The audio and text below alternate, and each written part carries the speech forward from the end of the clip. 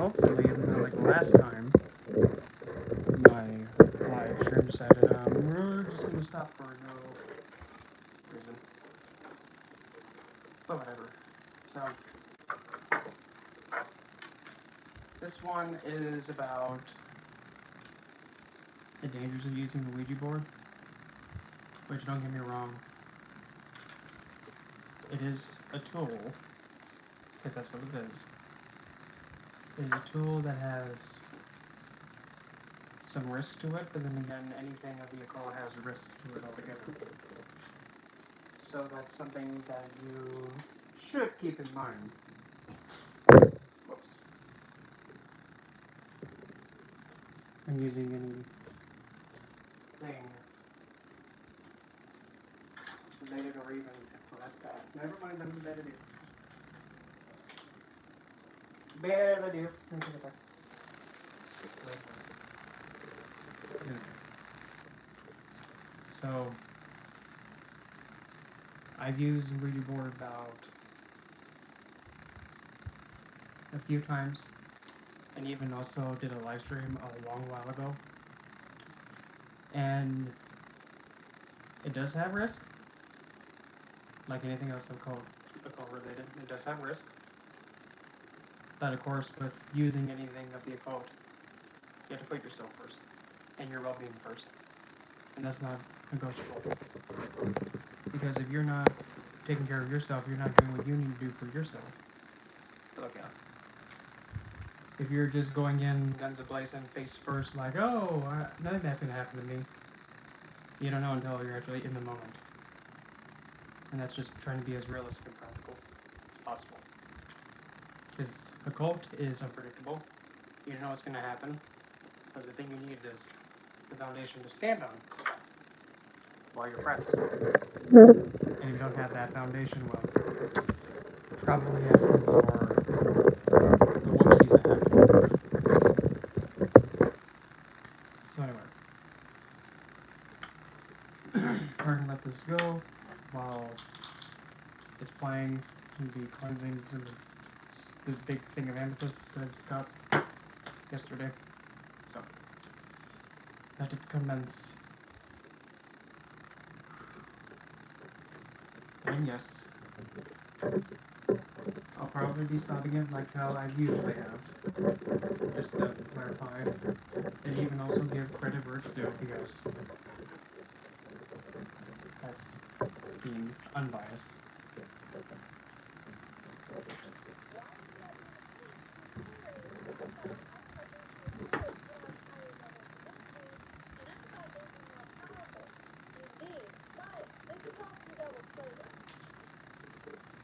Here we go again with the stereotype. Now, before she gets into it, the Ouija board originally was a Hasbro game. That's what it was.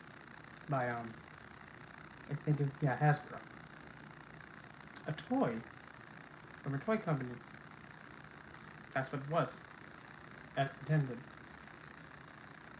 But as time went on, it got incorporated as an occultic tool for divination, spiritual communication, and even doing spell work with, which you can use for that matter.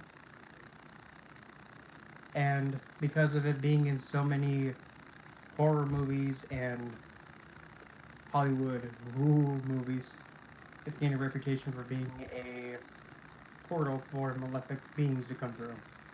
That's just the stereotype. But ultimately, it was a Hasbro board game, originally as intended. And it's only baneful or malefic if you're believing it to be that way.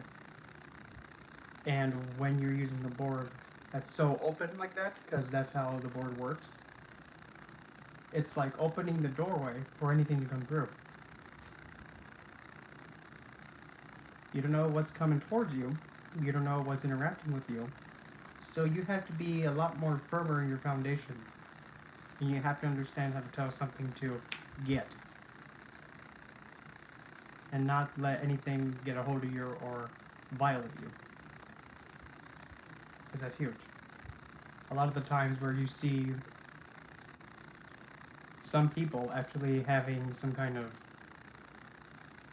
reaction to it, like there's been, even though I can't really validate it because it's still in the gray area, but still, how somebody has a panic attack, somebody goes into a state of mania, goes into a state of abnormal, like there was an instance wherein somebody was playing with a board and they just started laughing a little bit over hysterically and they couldn't control themselves. That's a potential risk. But when something like that, when you feel something trying to get a hold of you while using it, you have to be strong enough to be able to catch it and put a stop to it. I've told the story about how I had an encounter of a being called Zozo, but I mean, it's really a man-made fiend, to be honest. But nonetheless. And even I was alone when I did the board, which was a dumb thing to do, but still. When you have an entity trying to like get a hold of you or mess with you like that, because that's how Zozo gets a hold of you, it keeps you, keeps your hands or a way of having you have contact with the board, and then it comes through the board through a camera. I can't pronounce that tool or whatever that thing is to like signify the letters, but still. It keeps your hands on that, making contact with the board, then it goes up the piece onto you. And if you're able to detect it, you can actually stop it. That's why before, when I was using the board, I just, just trying to use it and learn how to use it and just get the feel for it, I just kept feeling the presence keep tickling my hand. While I'm using it just out of nowhere, I would just feel the presence. You had to catch it and stop it. After a third time, I was not having it. Just kept going, and I was feeling it come along. I had a piece of selenite, which I don't have anymore. When I was using it, just minding my own business, and I felt that thing tickle my hand again. Grabbed a piece of selenite and just brought it over my hand like that, even though I jabbed it in the carpet where I was at. And I just went back to doing what I was doing. Sometimes that's what you have to do. You have to do what's best for you and not put yourself in a situation where now you have something on you. That's something to keep in mind.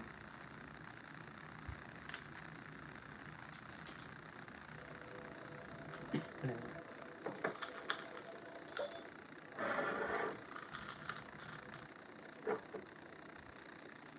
Hi guys, welcome back to my channel. My name is Feedback. I'm really excited to get more deep into other topics and other things that I haven't really covered that much of. And so before I lose my breath, we're going to talk about Ouija boards. So before I begin, however, what I'm going to do is I'm going to give some shout outs to some slight Rosette cards guys with me. EOU, so sorry guys, Heineken? The membership. It really appreciate you guys comment. Anyway, free to choose my members. Want to be part of the people in the United States, the country, because outside of Canada. Okay. Hopefully we'll help you with that. Okay. It's the wrong address. Okay. And shout out and love Okay. Melissa, and she's pretty accurate in her reading. Exactly when her channel out, please give her a shot, give a peek. And I have people helping me. How hard it is to get people to get their foot in the door. It's a big deal. So a lot of people keep asking me the same questions, and I want to start answering some of your more needed questions. I want to explain a little bit. So why should you never use Ouija boards? Well, I mean,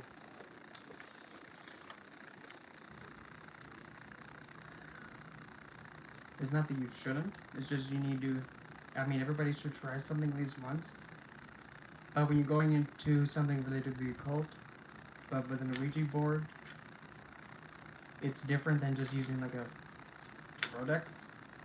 It has some major differences.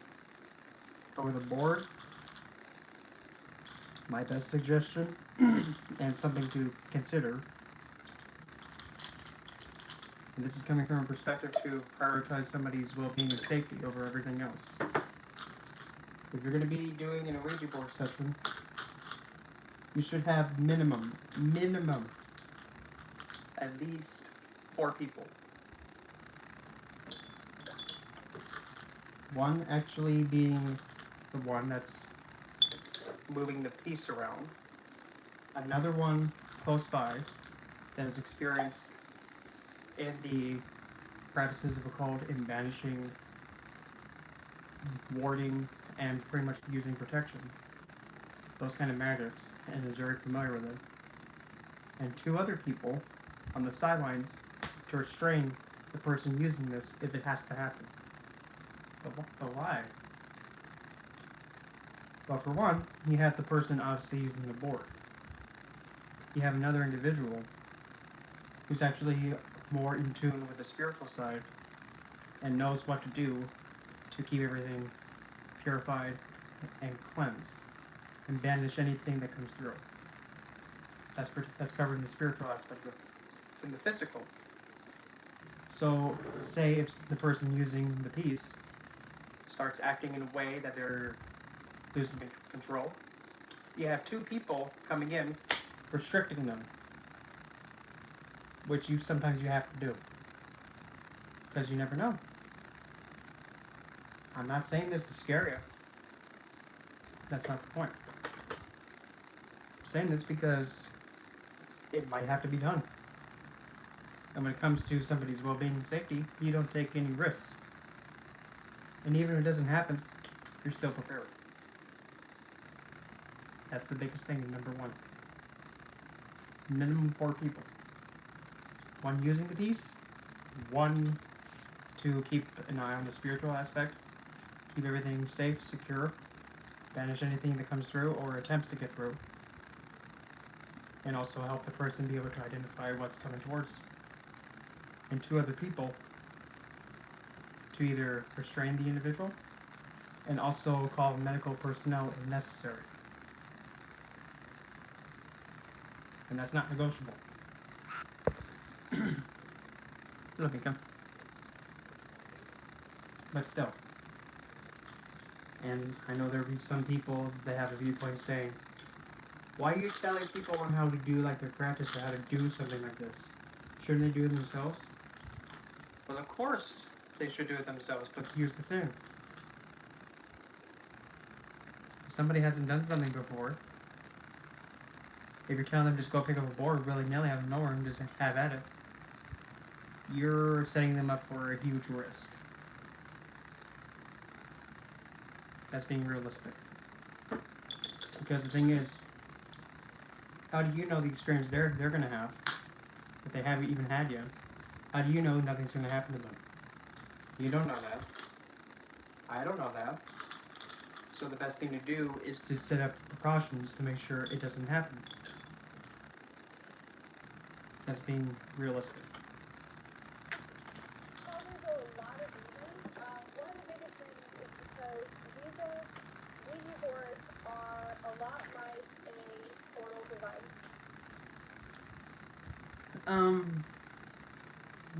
That's you could say that, yeah.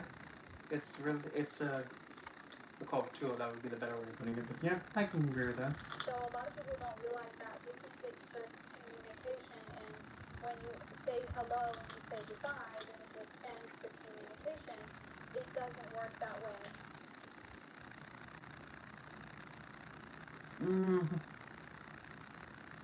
When you start with hello, and then when the piece goes on to goodbye, that ends it. That ends the session. But however, though, when you end the session, if the being is not cleansed or banished or pretty much exiled or removed, it's stuck on the board. That's why you have to banish it first, then hit goodbye. Because if you hit goodbye, now it's stuck. Ouija boards actually ignite a signal, and Never heard it that way before, but interesting. let's envision if you So, envision the idea of 4, 5, 6 people surrounding a Ouija board. Now, Okay. when you have people sitting in a circle around the board, you're creating what? A portal. And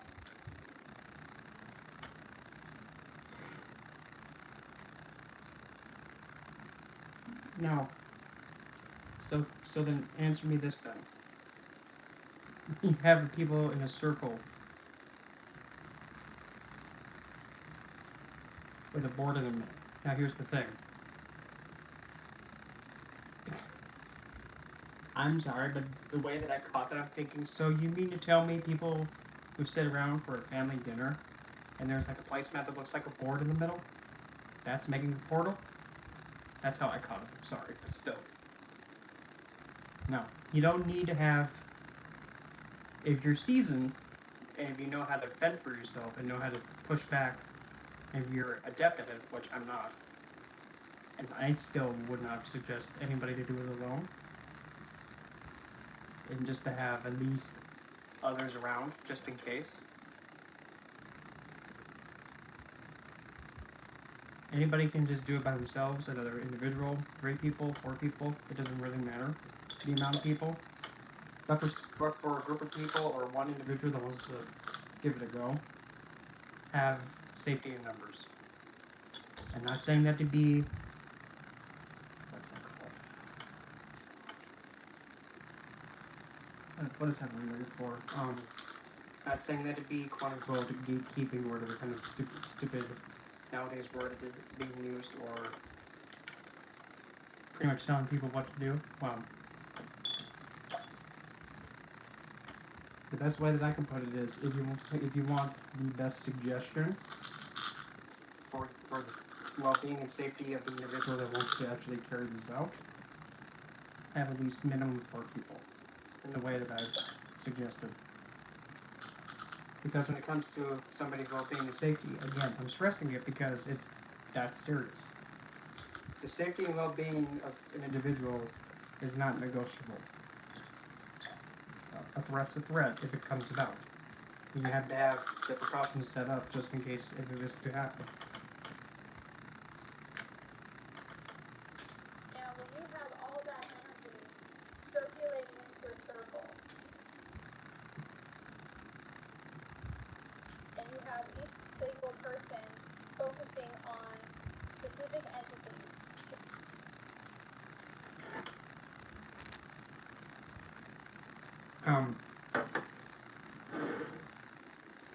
Which is why, honestly,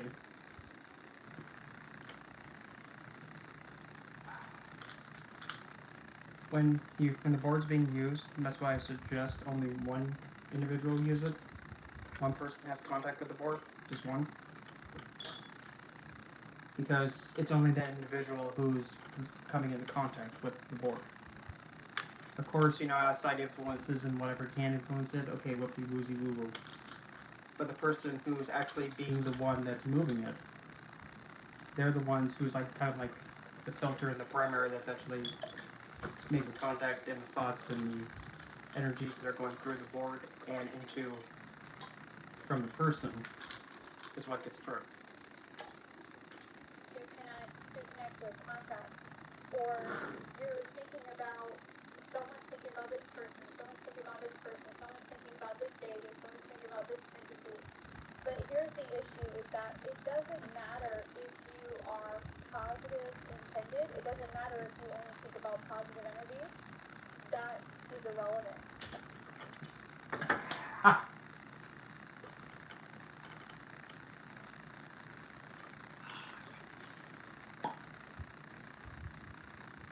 If everybody thinks a positive energy, it's like a positive state of being, like here. Here's a great example. Say for an example, let's say if I was to,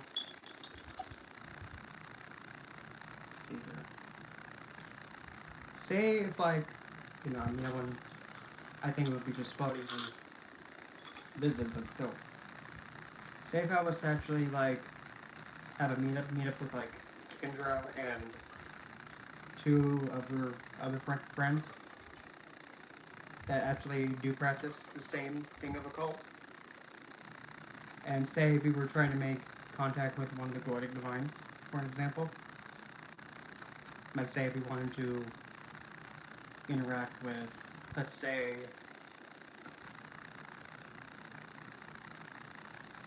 King Asmodeus. And we see King Asmodeus as an entity that's positive. And say that I'm the one that's moving the piece, Kendra's the one that's being the one that's having the spiritual aspect covered. And then there's the other two, just keeping an eye and watching out for me in case if something goes wrong that I don't see. If the purpose of the session is to actually interact with King Asmodeus, I don't think we're being from a state of... Excuse me. I don't think we're being in a state of negativity when we're about to make interaction with a king. Especially King Asmodeus in this case. In fact, I think it would be more of an excitement. Because we're going to be speaking to this being. And there's a response while the being's taking time to make contact. Which is good enough for me to actually be happy about and excited about. But and this is one of the reasons why I always say the law of attraction is true, but it's not all about you.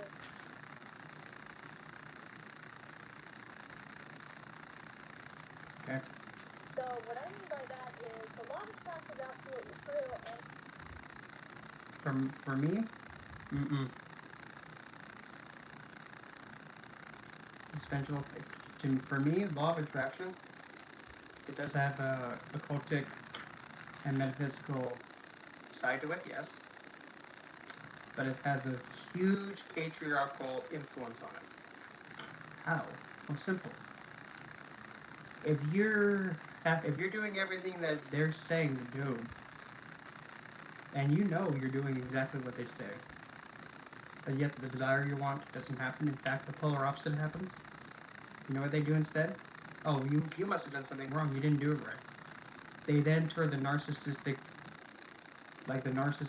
effect and pull that on you, saying it's your fault it didn't work, well, because you probably weren't clear on your intent. You probably weren't focusing hard enough. You probably didn't want it as much. Honeybird. It's either you want something or you don't. Do you want something, yes or no? You do? Well, because if you do want something, you'd be putting in the effort to obtain it, right? Yes. If you didn't want something,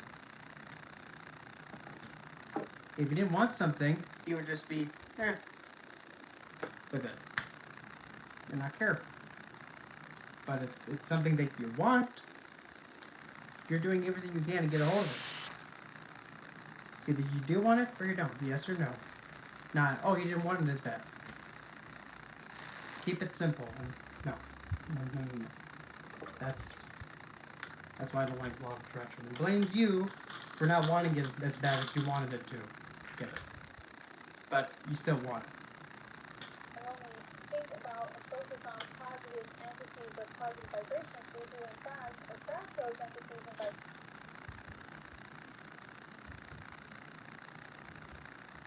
Why are you then using law of attraction to justify when you think of positive entities, they come to you, but yet you just said that it doesn't matter. Just with it. However, that does not mean that is the only entities or vibrations that will come to you. Mm-hmm. That part's correct. But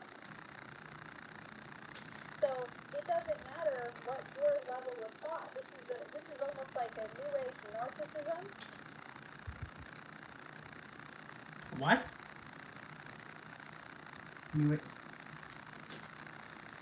That ends up becoming very toxic.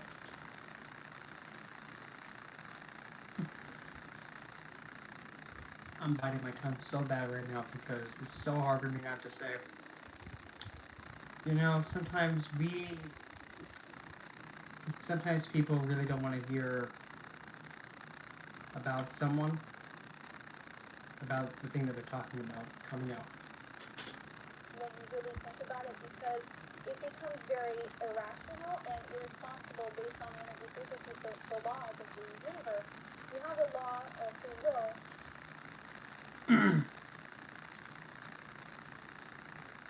To make it simple for that one, you doeth what thy will, but whatever happens based on your choice is your fault, good and bad. You can do as you please, but what comes after and hits you in the head, that's your fault. That's the karmic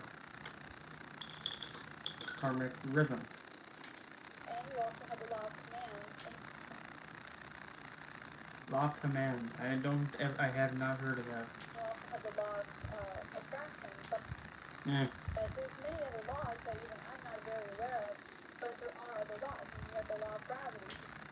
Well, law of gravity, that's physics. What goes up must come down eventually. And even then too, that does even apply to like how the cycles of like how the Wheel of Fortune is, what goes up must go face plant sometime.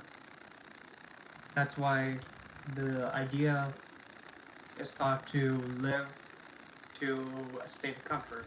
Not too extreme, not too little. Just perfectly in the middle.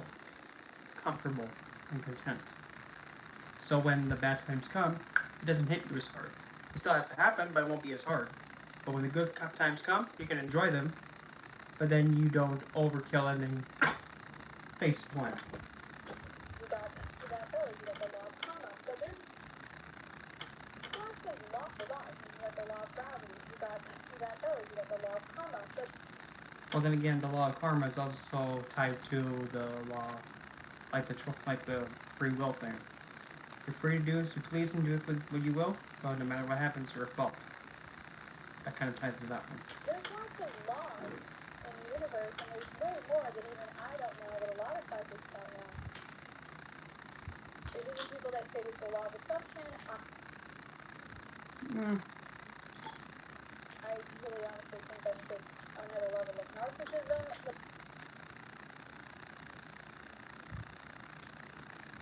Law of assumption.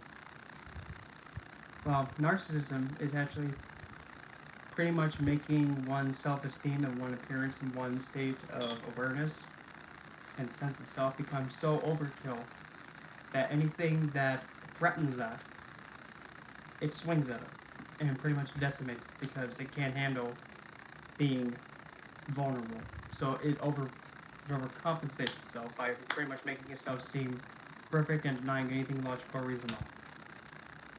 And narcissism is, to some extent,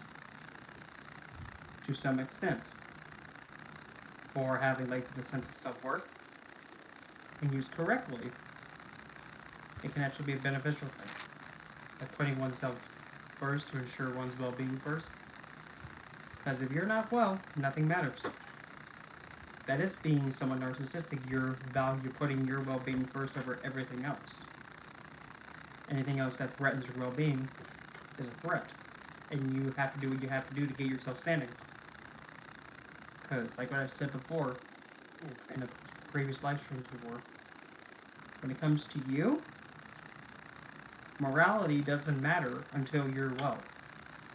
Meaning, you do what you have to do to survive. And by survive, you do what you must. But again, when I say do what you must, that doesn't mean go, like say if you have no money and you're poor, you're broke. That doesn't mean you go and rob someone. No. No. Instead, it should motivate you to find a way to have an income source come in. Find a way to keep yourself secure and stable, and find something to have income come in so that way you can get your needs met. Or go somewhere there where you can get assistance for that. Not pretty much just going like, oh, I need money. pretty much go and pretty much smash an ATM and get money out of it. No. That's not what I mean. The law of attraction is true, but it's not about you. It's not all.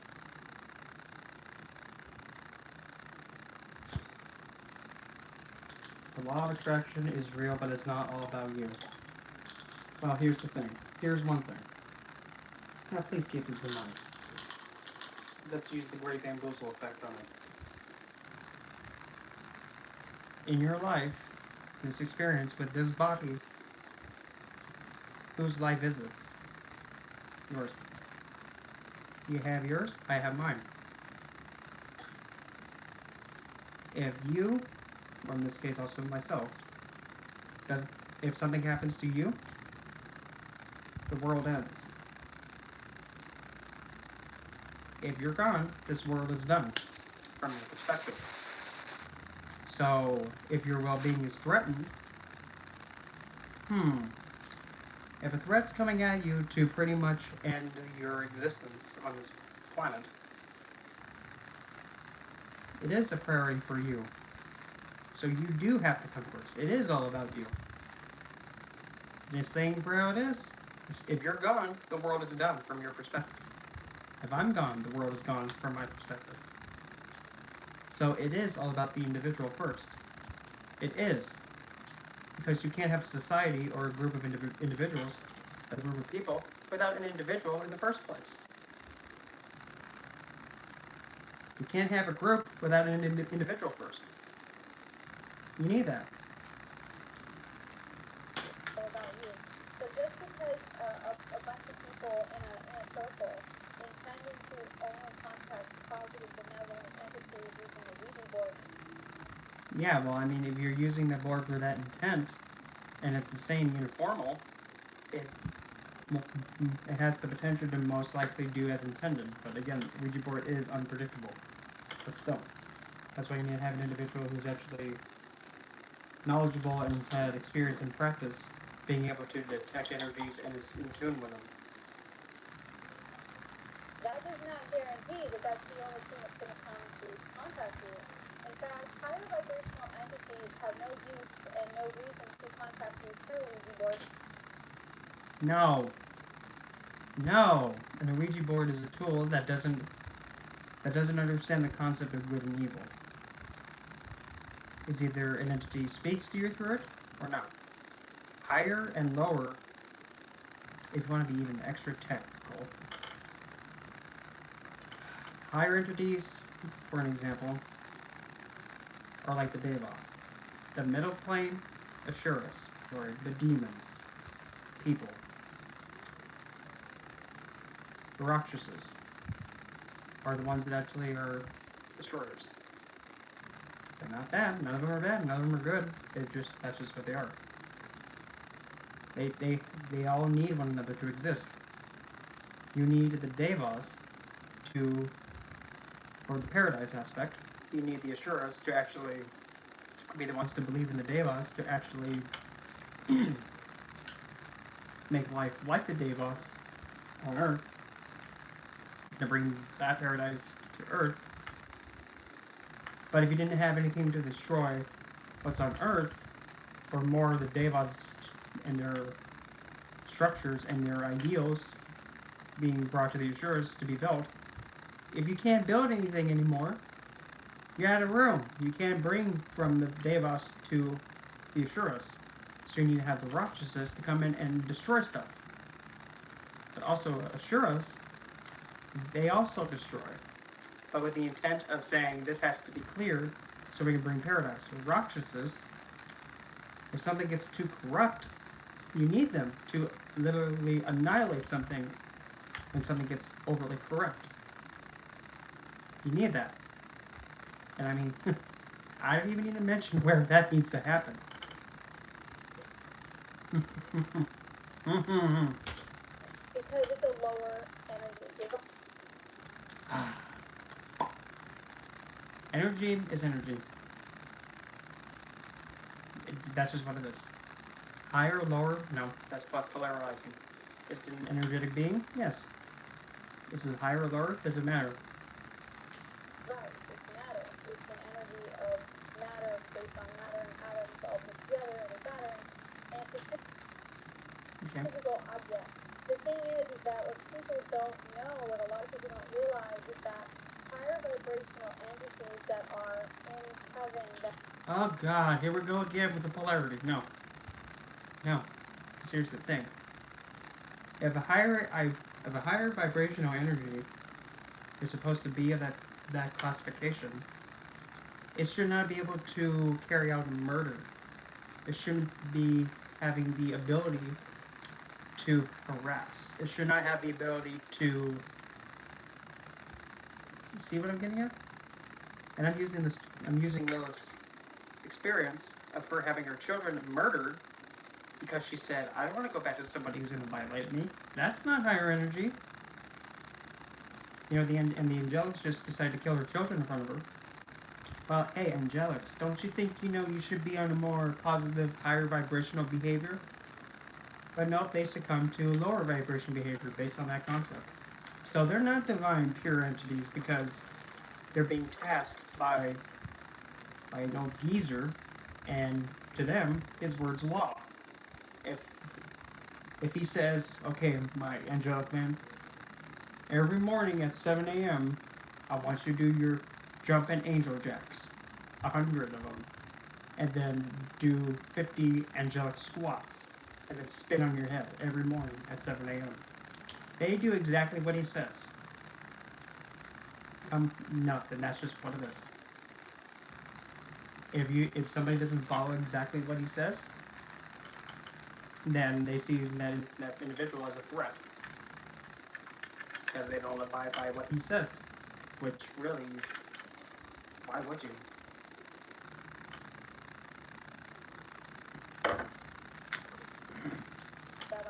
that have ascended past the physical realm. They have the capability to mess with the physical realm, but they don't have the desire anymore. How do you know that? How do you know that? So they don't have the need to contact you or your loved ones or you, the living, through a Ouija board. Again, a Ouija board is a tool. Because simply they've passed that level of desire. Why are you speaking for them when you're not? They've passed that level. Their consciousness has raised to a higher level velocity, a higher frequency. Okay, now she's just saying whatever fancy Ouija will. It doesn't make sense. A higher vibration that enables them to contact us through other frequencies. Contact through a Ouija board is still contact. It's just a different way of communicating. It's still communication. Communication, interaction with a being, it's still communication. Let's say, you can even do like Morse code. And you're like how there's some instances where you have tapping on the walls or like cued knocks. Or even instances when you're thinking of something and you hear a noise for confirmation at the right time. That's communication. You're working with a board, and you can get a message from it. From a validated source and has identified itself. That's still communication. Pendulum, that's the same thing. Communication is still communication. Higher velocity. Velocity is defined as something going in a speed and accelerating from the starting speed and picking it up. Okay. Activity is not contacting it through the Ouija board. How do you know that? Well, that's the intent. More than likely a demon or it's... Here we go again. No. Don't be thinking that using demon as a term to pretty much stereotype a baneful entity. No. No. Because, point blank, they're still a divine being.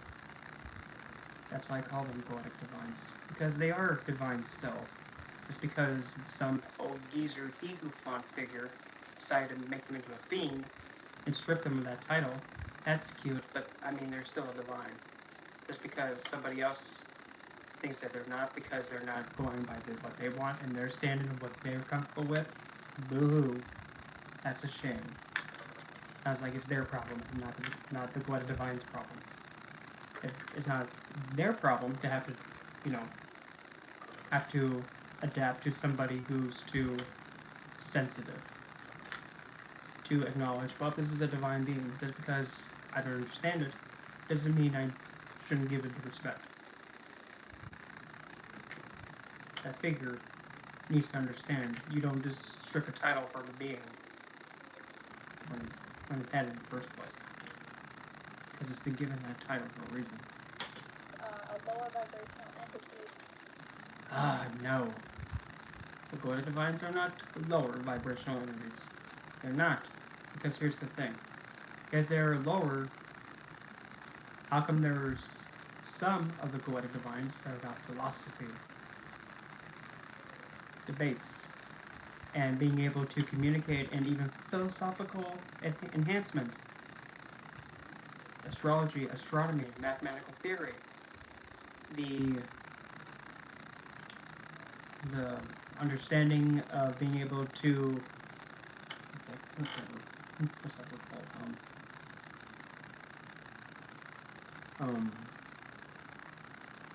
Being able to actually see like the qualities of like an herb or a plant, to actually discover and actually bring more understanding of like the specifics of what a certain plant or herb or even a stone can do. If it's lower, then how come knowledge like that is seen as lower? Shouldn't that be higher? And even Dantalium, he's like a psychologist. Psychology and mental health, let's use our head here. If you have a being that is about mental health and actually helping to bring understanding to somebody's mental health and help combat any kind of illness in it, to bring understanding and to help them get through it, like a psychologist, medicinal, because it is medical, don't you think that'd be higher? I would. But just because he's a Lucifer or Satan, he's demon and bad lower vibration. Oh, for blood's sakes. Annoying. Who has not ascended past the earth realm.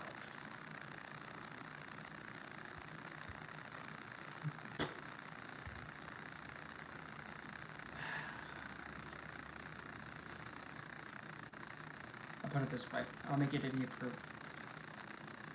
Are the Gweta Divines an astral being? Yes. They don't need to be ascended.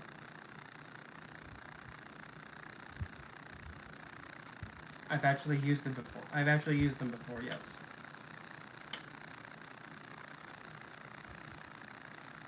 You had to know what you're doing, and you had to put the well-being of yourself first. And that's not negotiable.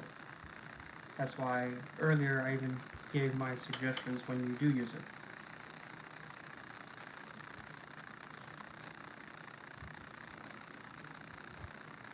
Anything has potential to be real, yes, but that's the nature of the occult. You don't know what's going to happen. So that's why you have to go at it in a serious manner. That's why earlier I mentioned, if you're going to be doing it for the first time, have minimum 4 people. One to use the board, one to actually take care of the spiritual aspect by banishing, cleansing, and making sure that everything is purified and any entity that's around is banished. And then 2 more people to intervene for the person using the board to restrict them if needed, and also to call medical personnel if needed. And that's just keeping it at a basic safety level.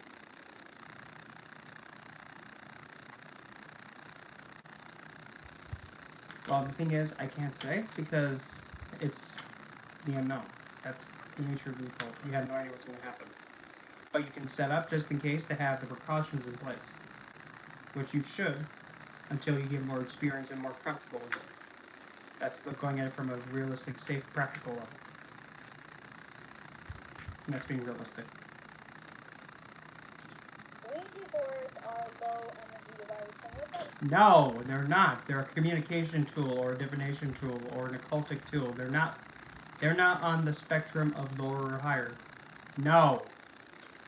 means that they only contact and only give permission of contact through lower. No. You stupid. No. A communication tool, like a pendulum, Ouija board, tarot. Let's see. Communication by like a sound or pretty much dream interpretation or even having dreams or energy detection. That's still communication. It's not higher or lower. Is it communication? Yes or no? Yes, it is? Okay, good enough. It's still communication. But it's lower. No, it's not. So, this, like doing a prayer. Is it communication? Yes. But that scene is higher. No, it's not. You're still communicating. It doesn't matter how you're communicating. It's still a way of contact. Use your head. Lower earthbound souls. Honeyberry. Do you know what even an earthbound is? Now you're talking about something like Animasola, John the Minor. In case you didn't know, Animasola, the first one, was believed to actually be the girl who gave water to the two thieves, but not Christ. And because of that, she was the first earthbound spirit. Because of that. That's what an Animasola is. And the thing is, that's also the intranquil spirit, because it's damned to walk the earth for all eternity not knowing rest. Which, really, to be honest, is not really a thing by a loving being to permanently damn a person to walk without rest the rest of their existence. No, that's not loving. That's not loving. If anything, that being that's supposed to be all loving and all that, I think it should lead by example. And damning someone to wander without rest, it needs to lead by example, and that's not leading by example.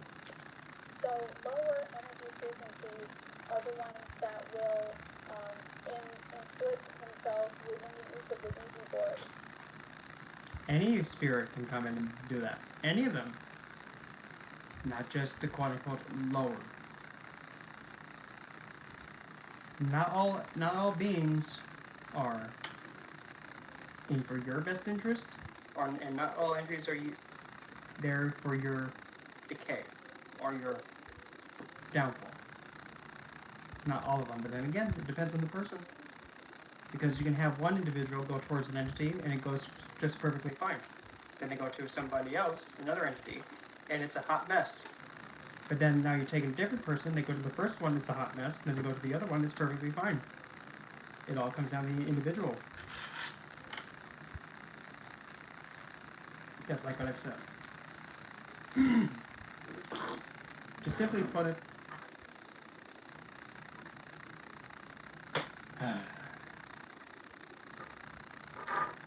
look at entities and those astral beings, divine, fae, what have you. That's on, it doesn't matter. Look at them as if they're an individualistic being or a person, like a human being. Keep it simple. Okay. As we all definitely know, not everybody's going to like us. Not everybody's going to like and love you. Sometimes you might have people that just outright hate you just because you exist. So what? It is what it is. Okay, now keep that in mind.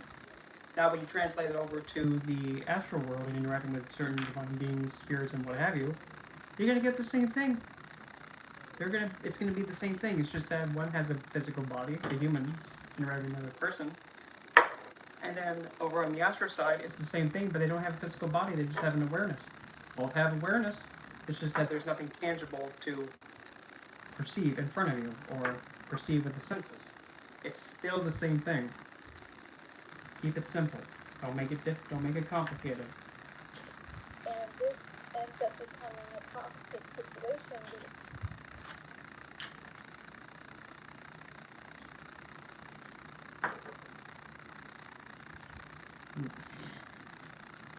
Because that enables lower vibrational. If you want to be technical, if you really want to be technical, I mean Yahweh. Silence. You want to be technical. You can even say Yahweh was a lower vibrational. You would say he is lower? Well, yeah, he kind of demanded Lilith be violated. He demanded her to succumb and be, succumb to whatever Adam wanted. Demand her be violated and not be able to speak for herself. Not give her a choice. Pretty much demand her be... Which, that's... No. That is not good. That's really toxic. Oh my god. When you mandate a woman to be violated like that, that's not positive. If you're advocating that a woman has to allow that to happen, sorry. No, that's not justified. There's no way to justify that. You know why? Because use your head. I don't care if, Yahweh himself said, I said so it's good. No. If anything, that just shows that, wow, you can't even understand how to have, consideration and be able to give another individual, another being, their voice to have their say. You're demanding them to submit and just deal with it, whether they like it or not. Which is kind of disgusting. And I can't look past that. Because that's honestly very pathetic.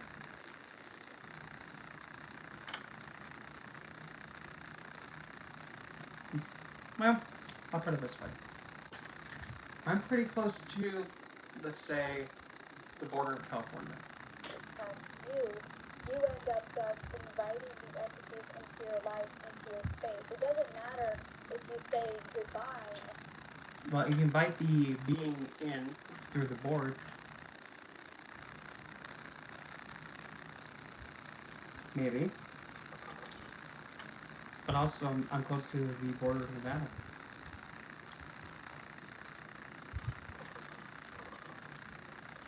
Maybe that. But still. Nonetheless. You don't know. And the thing is, when you do hit goodbye, you have to make sure that the entity is banished completely, then you hit goodbye. Once it's banished, then you hit goodbye. Because if you just go to goodbye real fast, you didn't banish the entity, now it's stuck on the board. That's where it becomes a problem. Oh, Denmark! Hello, all the way from the, supposedly the U.S. And you put the planchet on the goodbye. It doesn't end the contract. It doesn't end. Yeah, it does. But the thing is, you have to make sure the being is gone, banished, before you do that. Otherwise, it's stuck on the board. The situation doesn't end the invitation. If you hit hello and you say goodbye, that's... Oh, yeah. For me, I'm just how I am. And there are instances where sometimes I hear how some people, like tourists, go to other countries and just how their behavior is. Sometimes I go, oh my gosh, I can't believe it. I'm just so embarrassed. Sometimes. I do get, embarrassed, why? Because, but then again, sometimes, usually, that's to be expected of people sometimes. It doesn't. Because what happens when a lot of people end up closing it? What do? What do they keep doing when they close the Ouija board session? What do they do? Go on with their life, find the space, and take the experience with them, and naturally reflect on it. Nothing wrong with that. In fact, that's what you should be doing. When you're reflecting on something with a session that's over and there's no contact, there's nothing initiating the contact if they don't consent. Yeah, nothing more happens. They keep talking about it. If they keep talking about it, they're reflecting on it. They're not inviting it back in. They keep talking about the spirits. They keep thinking about it. Yeah, they're reflecting about it. That's what you do after an experience or an interaction or assess you. You reflect, so that way you can better understand. And again, that happens with anything that doesn't have anything to do with the occult. Still mentally, emotionally open. Not emotionally. Not really emotionally, but mentally. And when they're communicating, they're trying to understand, to get that understanding. If the session's done and the goodbye has been put in, and also the being that came about, or beings that came about, were banished, then it's done once goodbye is put. Because there's nothing on the board, nothing on the plaintiff. It's done. And they're thinking about it, they're trying to understand it better. Nothing wrong with that. They're not inviting something in. They're not speaking out and pretty much calling out to whatever entity or being came through. They're not calling out to it. They say, hey, insert entity here. Hey, come, whomever it is. I want you to visit, or I want to interact with you again. If they're not saying that or inviting it like that or anything of that of nature, they're not having it come back. Okay. So it doesn't matter if you decide or you say out loud, I have no desire to contact you. You cannot follow us. You cannot attach yourself to us. I do not give you permission. That's what you're supposed to do.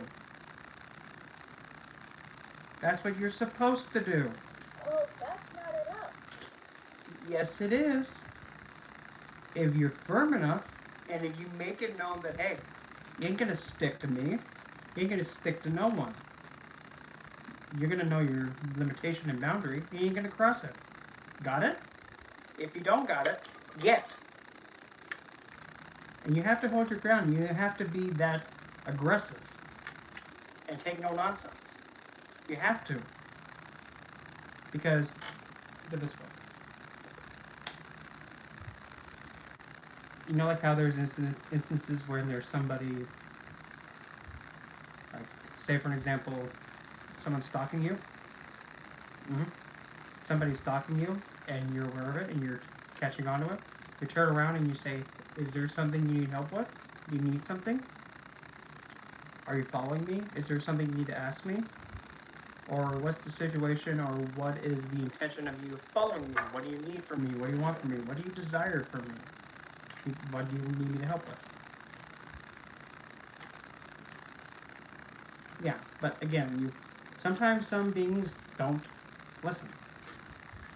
And sometimes you do have to take those measures still. You follow, and I'm using it as like the closest example I got. If the person following you doesn't say anything, and then if the individual just keeps following you and just making you uncomfortable, you can definitely turn around and say, hey, if you're just following me to, think you're gonna get lucky by trying to kidnap me or have something happen to me, piss it. No, get away. And if you don't, you're gonna wish you did. Make your choice. I would say it much louder, but grandparents are here and I don't want to make them go like, what just happened? Still, you have to make it known that, hey, better not mess with me. Don't mess with me. And you gotta make it firm. Because if you keep walking and that person that's stalking you and following you, if they turn again, if you turn around and they're still following you after you saying that, if they're still following you, you can turn around and just start walking towards them like this, saying, I warned you, and then watch them bolt. It's the same thing. When you tell a being or an entity, you're not going to talk to me like that, you're not going to treat me like that. If it carries it out again and oversteps again, last warning. I'm warning you, don't do it. I said no, so don't. Third time? Okay. Somebody get, the camphor then. Or what's this other? There's a certain. Actually, I have some. Dalphinum, oregano, and there's Dalphinum, oregano, and I'm trying to think of another one, but also clove. Mix those three together. Oh, well, Dalphinum pretty much makes anything astral flee in terror. It's a potent poisonous plant. It's beautiful, but it's no nonsense. Oregano. Hey, Bill. Oregano. I call it the anti-BS plant because it's an anti-everything. Anti-BS. And clove is actually known to actually push away anything that's baneful. You mix those three together, you make a smudge out of it. Yep, mugword's another good one too. And actually, all you need is just water and boil it. And say, you want to smell this? You better get away, because this stuff is actually really going to drive anything astral out. Like pretty much symbolically, meaning by like, I warned you, get. Don't make me smudge it all around the house, because it's going to be potent. And you have to go at it like in a serious thing too, and not just be like, oh, it just keeps pushing me. No. Because you need to also know how to protect yourself.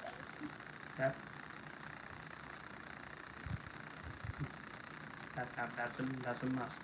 You need to have spirit guides who will protect you in that matter, in that situation, in that scenario.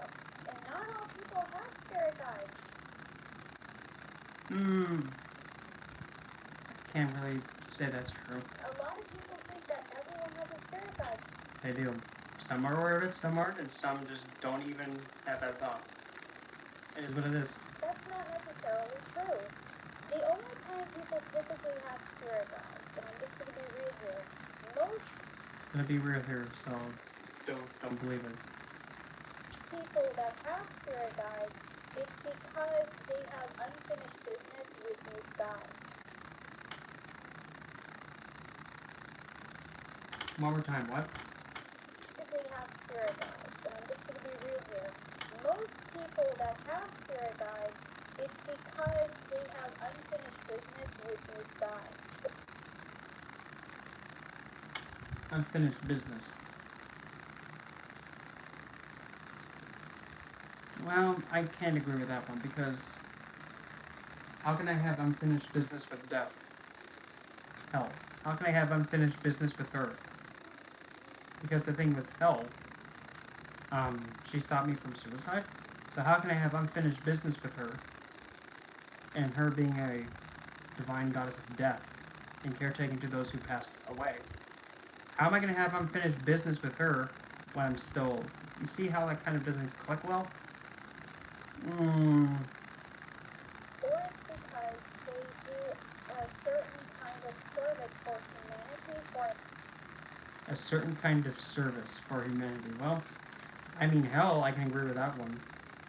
Because unlike Yahweh and any other supposed to be higher vibrational celestial being that's all loving, hell actually takes in everybody and anyone. She doesn't turn away anybody. No, really, she doesn't. You can be the worst individual and person to ever exist, she'll still take you in. Even if you're thinking like the most vile individual you can think of and you know it, she'll take them in. Because she looks at it this way. Are you a person? Are you a human being? You have nowhere to go? Come into my realm of Helheim. Because you're an individual, you're a person. And you deserve to have rest. That's how she views it. She only sees person or not a person. Person? Okay. You have nowhere to go? You can come be with me. But not all of them choose to.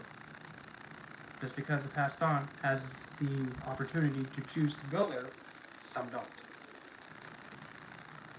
enlightenment. Light workers, light warriors, psychic medium. Go back. That's because they do a certain kind of service for humanity, for enlightenment. Light workers. A certain kind of service of enlightenment. Certain kind of service for humanity, for enlightenment. I wonder who that also could include. What about the one that's known to be the light bearer, the enlightened, the one who bestows enlightenment, the shining star? Lucifer. He bestows enlightenment. As Venus brings back the dead, as Venus can bring somebody who is in the dark, can't see, ignorant, brings them out of death, out of the dark, into the light, enlightened and aware. Venus does that. So does Lucifer. Minor detail. But Lucifer's bad, according to her. No. Light warriors. Light warriors, well, that's kind of terms you made up. Psychic medium. A psychic medium. Well, the thing is, a psychic medium is either you are one or you're not. Tarot card readers. Tarot card readers? Okay. Well, the thing is that it's like she's describing herself. Okay. Mediums. Psychic mediums twice, okay. Demonologists, like... Demonologists? But I thought you said you were enemies with them. Wait, go back. For enlightenment. Light workers, light warriors, psychic mediums, tarot card readers, psychic mediums. You have demonologists, like... Well, the thing is, a demonologist, to keep it simple, if you study any of the demon, like any part of demonology, even if you don't do anything like exorcism or something like that, if you just simply open a book and start reading it and learning about it, you're a demonologist. Because you're studying them. You don't even have to do any kind of any of the stereotypical goetic ritual in order to be a demonologist.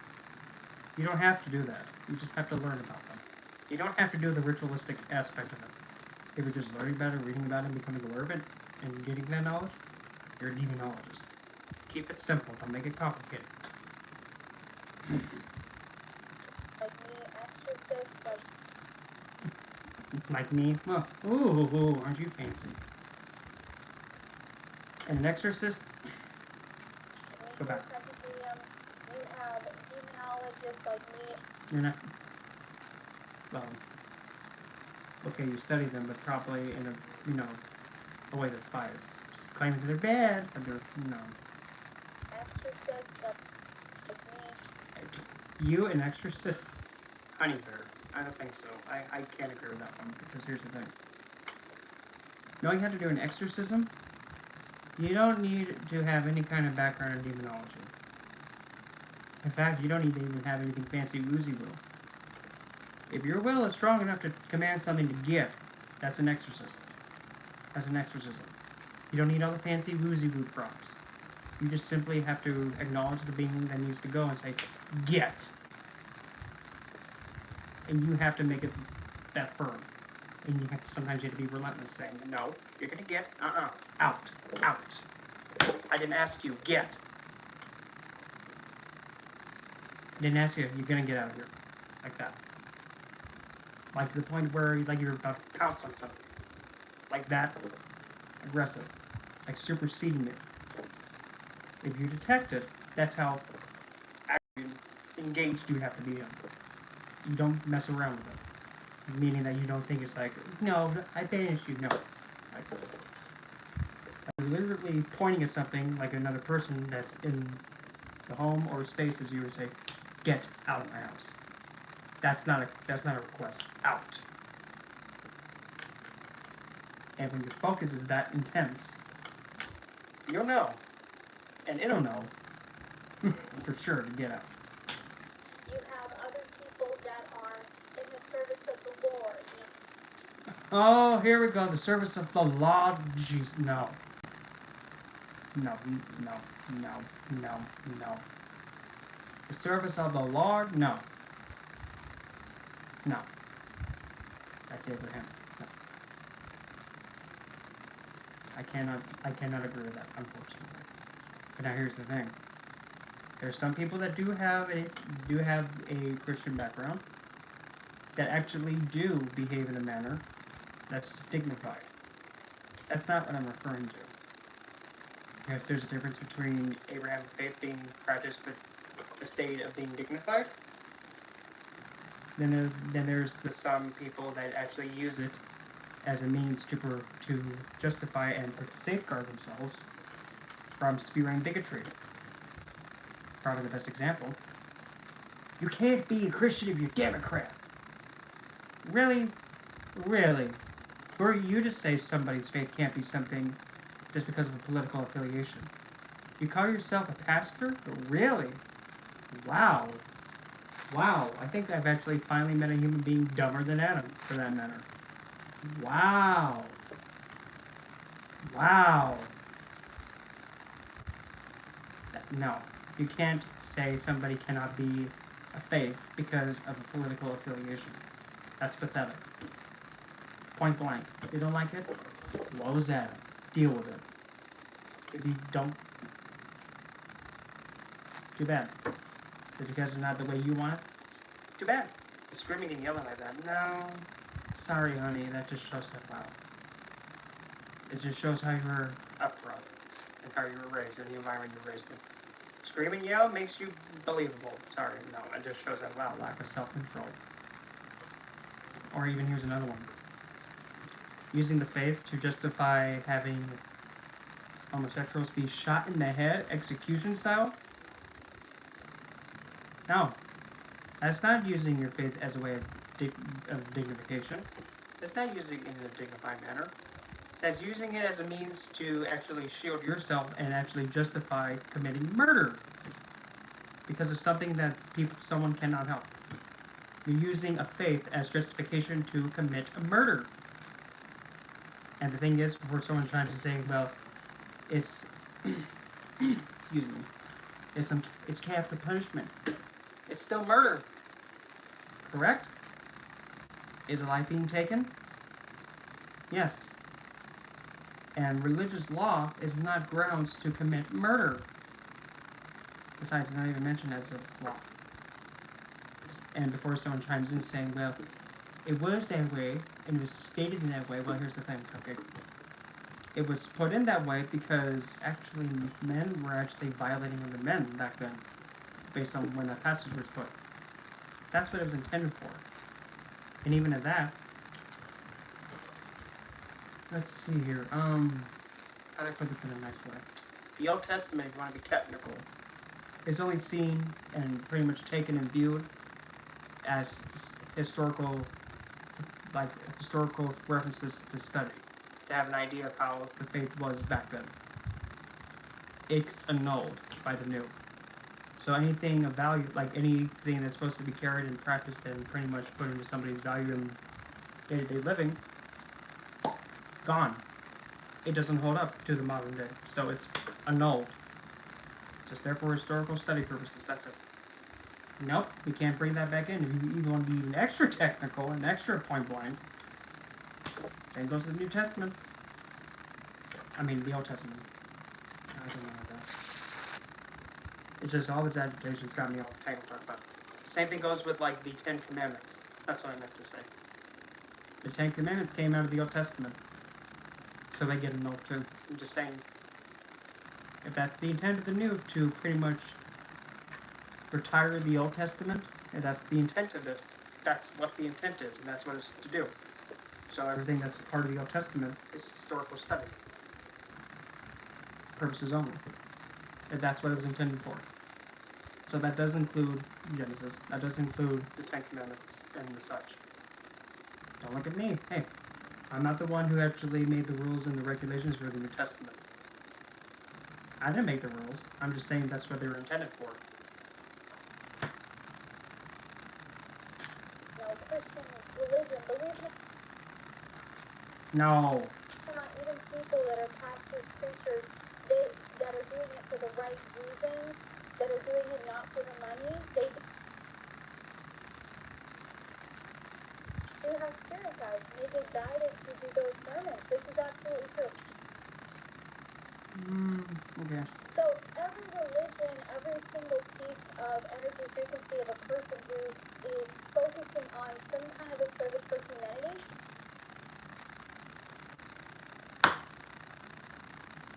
Guess what? That includes those who believe in Satanism.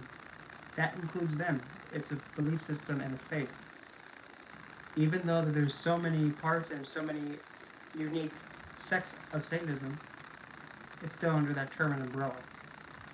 Regardless of if it's having to do with spirituality, or believing in a higher power, or even not believing in a higher power, regardless of what kind of Satanism it is, it still needs to be treated as a religious belief system. It has to, because that's what it is. You can't just dismiss it. You can't. You just can't. You have to accept it as the same term as, say, someone who believes in Buddhism, anything of the Abrahamics, Islam, Jewish, Christian, Taoist. Doesn't matter. You have to include the Satanism and Satanists too. You have to. Because it is the same thing. It is a belief system and a faith. It's an equal to the others. It's still the same thing. It's still in the same kind of category. You can't exclude it because it's dark or it's stereotypically evil because of one faith saying it's bad. No. Is it a belief system? Is it a faith? Yes or no? It is. But if it's atheistic, still, that's still a belief system or a faith or a viewpoint. It still has to be seen, acknowledged, and accepted. What kind of service does it do to humanity? Perspective? Viewpoint? Just because it's not, the same as Abrahamic or any of the other ones, so what? It's still a perspective. Perspective of another individual or another view's perspective or belief system's perspective. That's literally true wealth.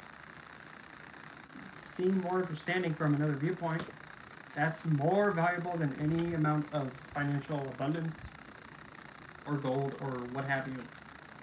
Because it gives you that awareness that there's other ways of looking at something. There's more things in depth than just what I know and what I see and what I believe. That's where the real wealth is. And if you're dismissing one perspective, you're shooting yourself in the foot. You take in, accept. You don't have to like everything, because I can tell you for one thing, there's many things I do not like. Many parts of certain beliefs I do not like. But I acknowledge them, and it is what it is. They all exist. They're all valid. But there are some things that need to have some modernization. Yeah. But nothing I really can do about it. So it is what it is. But it's still acknowledged, and it's still treated as the same as all the others. They will typically have a spirit guide. Even doctors have spirit guides. A doctor?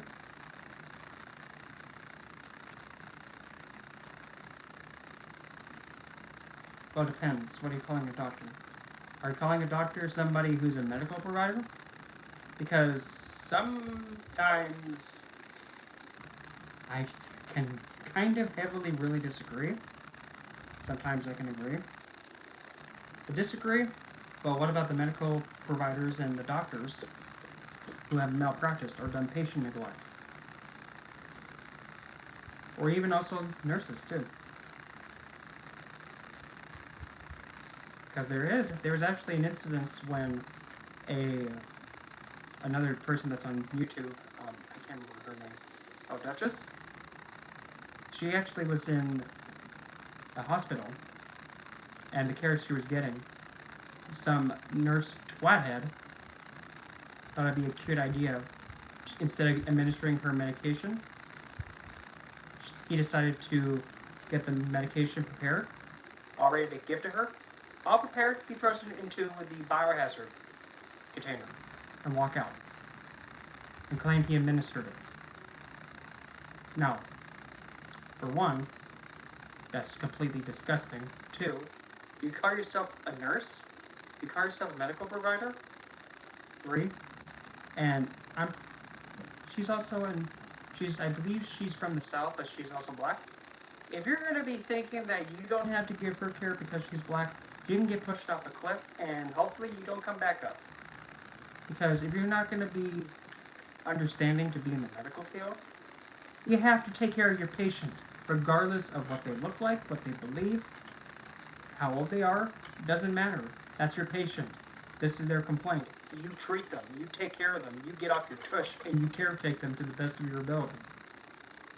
That's what your expectation of your line of work is. That's not an option. You have to do it. You neglect your patient, you mistreat your patient, you don't care for them, blood on your hands. If their condition gets worse and you neglected it, you're at fault. Which does show huge risk of you having your right to practice medicine or to actually caretake be stripped and banned. And that's serious. In a medical field like that, you do the best that you can. And of course, there's understandings that you can do what you can. But in a situation like that, having medication not be administered and thrown into the biohazard container for whatever reason, and say that you administered it but you didn't, you don't need to be a nurse. You don't need to be in that profession because you just show that, wow, you don't know how to really show compassion, concern, and really take initiative to take care of someone. You don't need to be in the medical field if you do that. You don't. Seriously, you do not need to be in the medical field because you can't do it. You can't do it in a state that's neutral. And see, person that needs medical care. Okay, I need to do what I need to do to ensure that their well-being is priority number one. Do everything that I can. If you're going to be just getting into it for the money, being a nurse and a doctor or any kind of medical provider like that, that's not the field to get into. It should not be about the money. It's about keeping the life going and healthy and ensuring the well-being of them first. Money is just icing on the cake. And that's just the medical. Now, doctrine, having a doctrine, it doesn't have to be in medical. You can get a doctrine in Vedic astrology. You can. In fact, there are so many astrologers that are doctors. Like one of the best doctors that actually I got a reading from, Dr. Arjun Pai. He has a doctrine in astrology, Vedic astrology. He's a doctor. He is a doctor because he has a doctrine. That's what a doctor is. Somebody who has gone and taken the education to have that doctrine or level of education. It's more than just a medical provider. It's somebody who has shown excellence and consistency in a high consistency and is able to take the material, understand it pretty much like the back of their hand at a moment's notice, and they know the best way to attempt to go towards finding a solution to a problem, or they know the subject so extremely well. Doctrine is not just restricted to medical. Something to keep in mind. Anyway, I'm going to grab a drink. I'm going to refill my coffee cup. So it'll be intermission. So if anybody has questions before I come back and get into this again, just pop them in the chat. Whoops. Pop them in there. Slide you up. Whoops.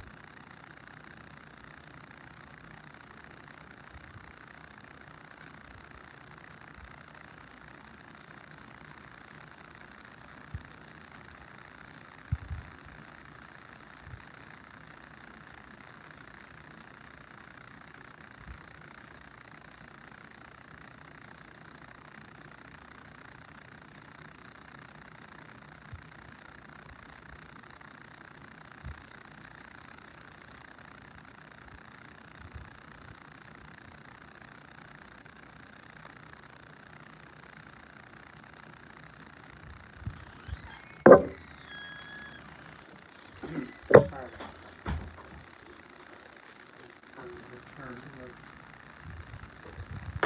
Ah!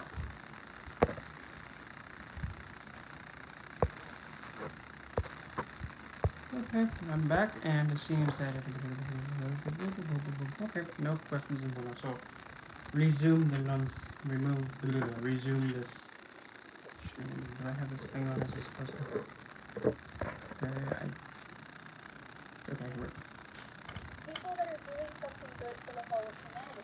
which also does include this too. People that are actually even sharing her perspective, like Mary Ravensoul doing. She's a Satanist. She's giving her perspective and her suggested guidance. That benefits humanity, even though it's not the same belief as other people. It's still a service to humanity. Still is. But not like your Uncle Joe, no offense to any guy named Joe, I'm just using that as an example, and he's drinking beer every day and he doesn't have a job, he's not going to have spirit guides. How do you know? That's not funny. If somebody's unemployed and drinking, that's their, I mean, for one, if they're having alcohol, that's their choice. If they're unemployed, how do you know that they're not, disabled? How do you know they're not struggling with depression? How do you know they're not struggling with something that they're being challenged with? How do you know? You don't know until you face the situation. Besides, everybody does have some form of spiritual assistance with them. They may not acknowledge it or not aware of it, but still, it doesn't matter.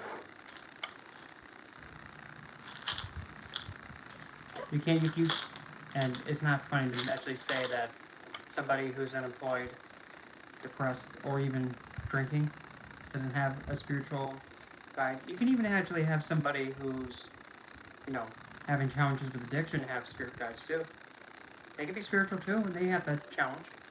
That doesn't make them, anything that's, not having any kind of spiritual assistance. You don't know that. That's not funny. Top men that having more spiritual spirits than you're trying to do is alcoholism. No. Intoxication does not mean you're having baneful entities come towards you like that. No. You're stereotyping. Stop it. Or a drug addiction, but... No. You do not ever use that. So that way people who don't know, my mother actually had the challenges with that. Challenges with addiction. And I can tell you one thing though, if it wasn't for her, I'd be dead. Even when she was under the influence of God knows what. Because if it wasn't for her, something serious like that would have happened to me. I'll give you one story. My biological father started chasing after her with a brick. My mother called my grandmother to come get me, and I'm still an infant, mind you. Chasing her all around the house with a brick, screaming and yelling, throwing it at her, missing, grabbing it, picking it back up, and running and still chasing after it. One time, while still going around and waiting for my grandmother to get here, he picks up the brick, throws it at her, misses her, and almost hits me with it, because I was in the carrier, barely misses me, but as soon as my grandmother pulled up, and she saw, she grabbed my carrier, ran out, put me in the car, and she just said, drive. Slammed the door, turned around, and ran back in to keep my father from following. She probably was under the influence, but it doesn't matter. Because while still under the influence, she was able to comprehend to make sure that nothing happens to me. I don't know about you, but I think, that's not a justifiable reason to say that somebody has baneful, malefic spirits being attracted to them because of a vice. That's just saying that addicts attract people or attract entities like that just because of a challenge they have. That's disgusting and sick. And that's something you don't toy around with. That's not a joke. And you don't laugh at that. No, you don't. And that's not, and I take that very serious. Because you don't know what background they're coming from. You don't know what's going on with them. You don't know how their life is. You don't know if they're experiencing trauma. You don't know if they're not able to face something and they don't have the help. You don't know. You don't know their living circumstance. You don't know if they have family that actually, for not being how the family wants them to be, the family pushes them out, exiles themselves, excommunicates them. And they don't know how to handle that, so they get depressed, and then they have to turn to that and self-medicate to function, because the depression and the sadness and whatever feelings that they're getting is so overburdening, they can't function. They have no other options. It's either do that, or face something that they're not ready to face, and they don't have the support. So they're back into a corner. Some people say it's easy to just get up and deal with it. No, it's not easy. It's not. And this is not something to joke around with. This is legit seriousness. There's people in major cities on the streets using it. And that's unacceptable to have so many people living like that. It should that should be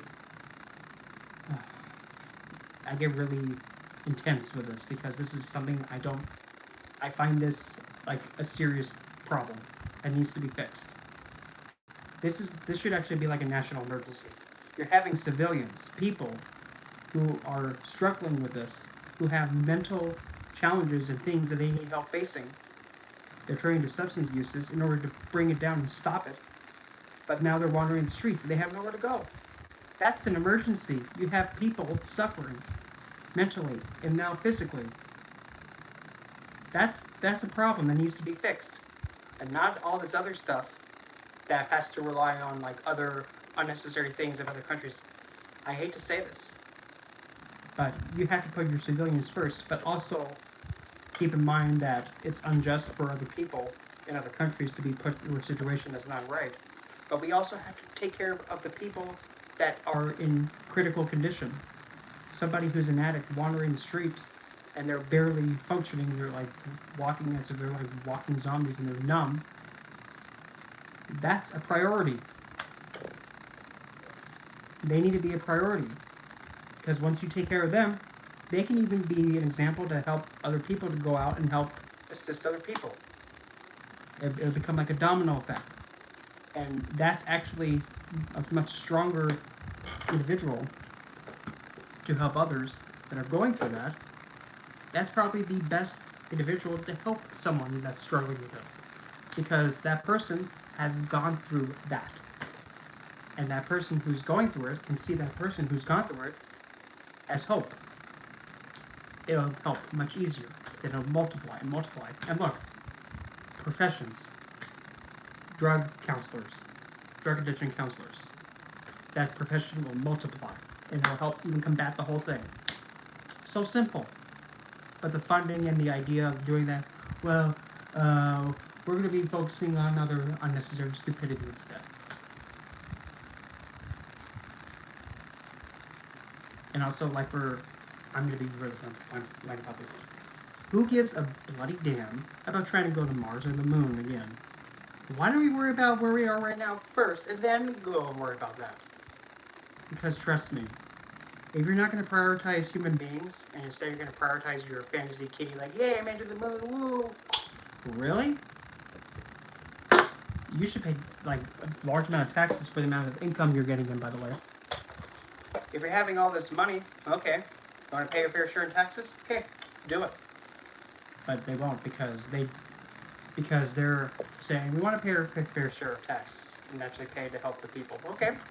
You know there's a box on your tax form that clearly states any amount that you elect to wish to be taxed and given to the government. Any amount. You can put that.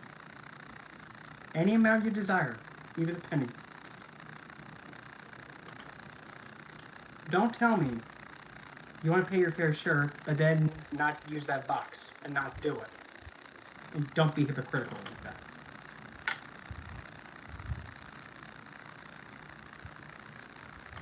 But seriously. Swinging at addicts and what challenges they go through, it's like swinging at a mother. And I don't take that well. I don't take that lightly. I don't. Because I hold my mother in a really high regard. And I don't have any right to be upset at her for not raising me or anything like that. I don't. I have no right. In fact, I can't even do it. So, if she gets swung at, I see red. And that's serious. But that's not what spirit guide purposes are for. So, not every person has a spirit guide. So I want to be very clear about that. Not every person does. And it would be nice to envision this and to believe that this is the case, but this is just not the reality. You're full of shit. It's just not the case. And I'm not You're full of shit. the size of medium You're full of shit. to tell you those lies. I'm not going to do that to you. You're full of shit. It's not all happy, it's not all perfect, it's not all pretty.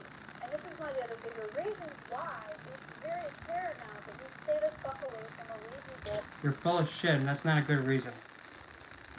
No. Sorry, honey. A Ouija board has nothing to do with the kind of spiritual guides that you have with you. Or, you come across and are investing in. The Ouija board has nothing to do with it, otherwise you're just communication with them. Sorry, Cupcake. No, I'm not feeling it. Or don't use it. I have some pretty scary stories that I've heard from other people. One in particular, a girl that I used to know for a long time, she ended up using a Ouija board. And sure enough, even when her and her friends ended up burning the Ouija board. That's another thing too. If you're gonna get rid of a Ouija board, you bury it. Far away from your home. They heard screams coming from the board. And at one point, she even said that the board popped up back in her house. You know, that sounds a lot like the movie Ouija. Because that's what happened. The same exact board.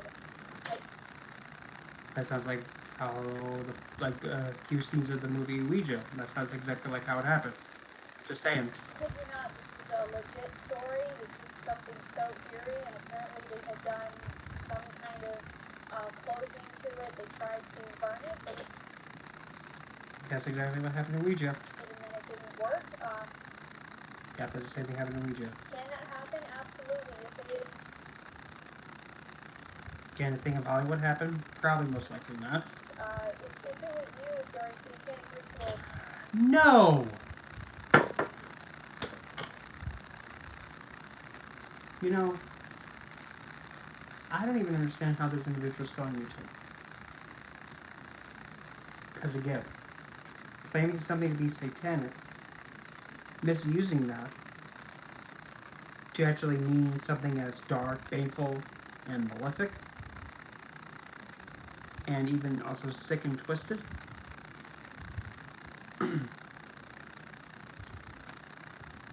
He's just using like the word. Here, I'll let her say it again. closing to it, they tried to burn it, but even then it didn't work. Can that happen? Absolutely. If it is, if it was used during satanic rituals, a lot of people. No. Besides, here's the thing. If you're going to be using satanic to describe a ritual, you better understand what something is being satanic is.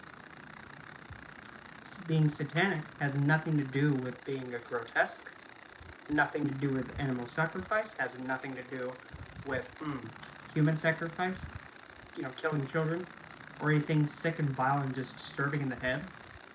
Like that, it doesn't. No. And also claiming something to be satanic because it is grotesque. You don't know what Satanism or something being satanic is by definition. You don't. That's not the definition of satanic. Just saying. And besides, like the whole thing of me saying that if you're going to be saying or charging someone with satanic ritual abuse, you can't do that, hon. You know why? Because you're using a viewpoint or religious faith or a type of, or, essentially in this case it would be church in that manner, You cannot use that in the court of law. Because Satanism is a viewpoint and religious standpoint. It's a belief system. At the core, that's what it is. You cannot use that to charge someone with a crime. Because you're bringing the church into it. You cannot do that. You cannot. Ritualistic abuse, now that's different. You know what ritualistic abuse is? You see the incidences with the popes, violating children? That's ritualistic abuse. That's different. That's different. Because it's using a procedure or a set of moves or a set handed down tradition as a means to violate the children. That's ritualistic abuse. Satanic ritualistic abuse can't be used because Satanism is a belief system which you cannot put in the court of law. You can't.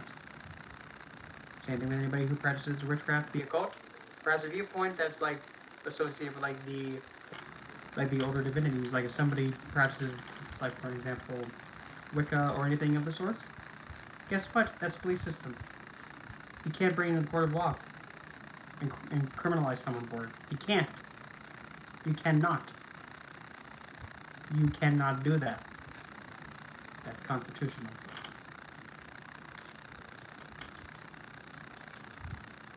That's the thing. If people do not understand how the law works, and people don't understand the definition of what is to be satanic, legitimate, you don't use the word incorrectly like that. Because enough's enough with this crap. I mean, come on now. I thought we'd be past this by now, but nope, still stupid. You use Ouija boards for Satanism. Not all of them. Besides, not all Satanists use Ouija boards. Not all of them do. Some won't. It's just another tool that you can use to interact with the spirit or do spell work with. It's just another tool. That's what it is.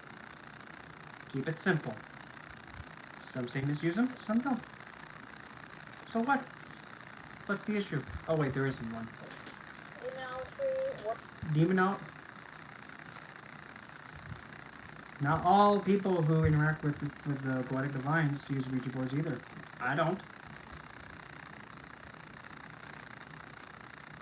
Just because I've used a tool before doesn't mean I've used it to interact with the Goetic Divines or any of them like that. Because I haven't. I have no need to.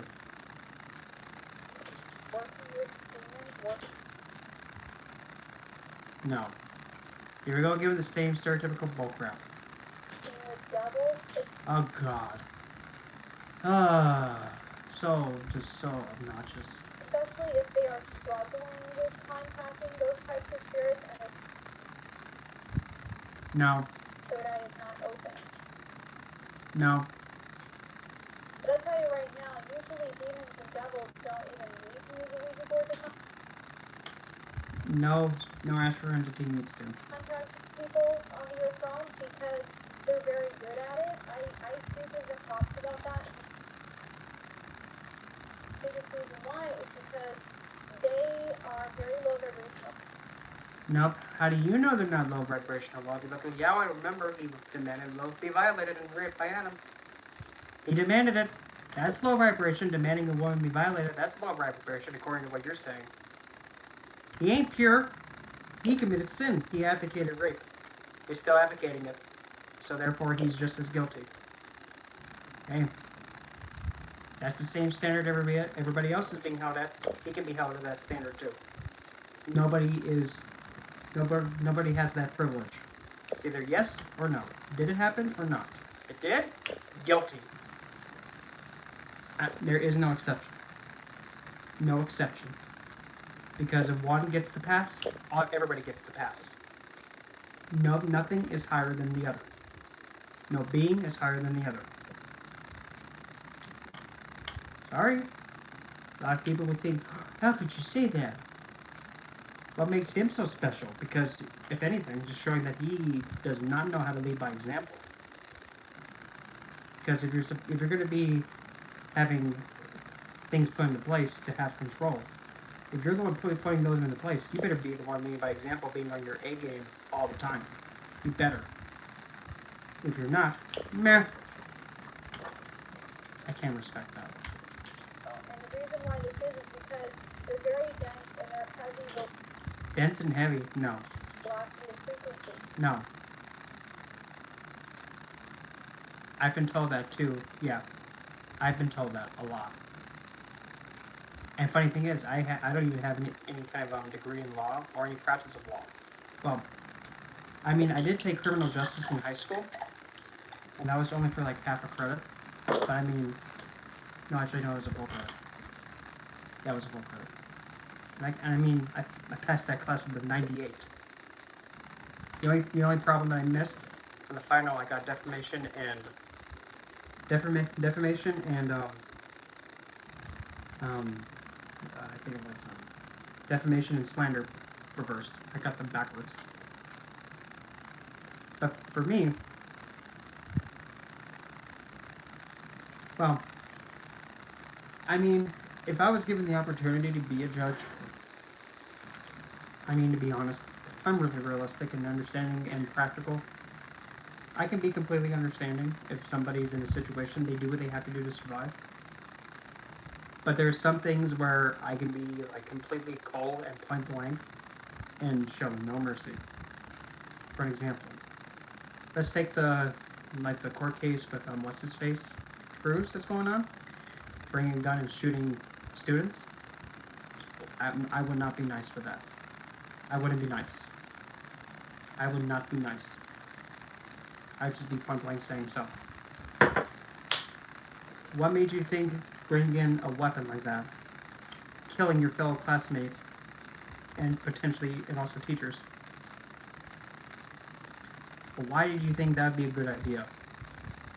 Why did you think it'd be a good idea to permanently damage all these people psychologically and take away lives of people and leave their families traumatized for the rest of their life, knowing that their child or friend is gone because of you? Why did you think it would be a good idea? You lost control? That's not good enough. You made the choice. You made the choice to carry it out. You did. That's just how it is. And if he refused to admit it and refused to be guilty and try to fight it, and even like if the lawyers even tried to like defend him, I would not even take it into account. I would just say, no, sorry, there's no defending this. Insanity, not good enough. He has to have a medical diagnosis prior to it happening, not afterward. And then he also has to be on the specific medication, which he wasn't. So, therefore, he did it out of spite. Because he did it out of spite, sorry, insanity is not good enough. And that's not a justifiable defense. There's nothing to back it up. So if it was up to me, so that way he understands how grotesque and how damaging his actions were.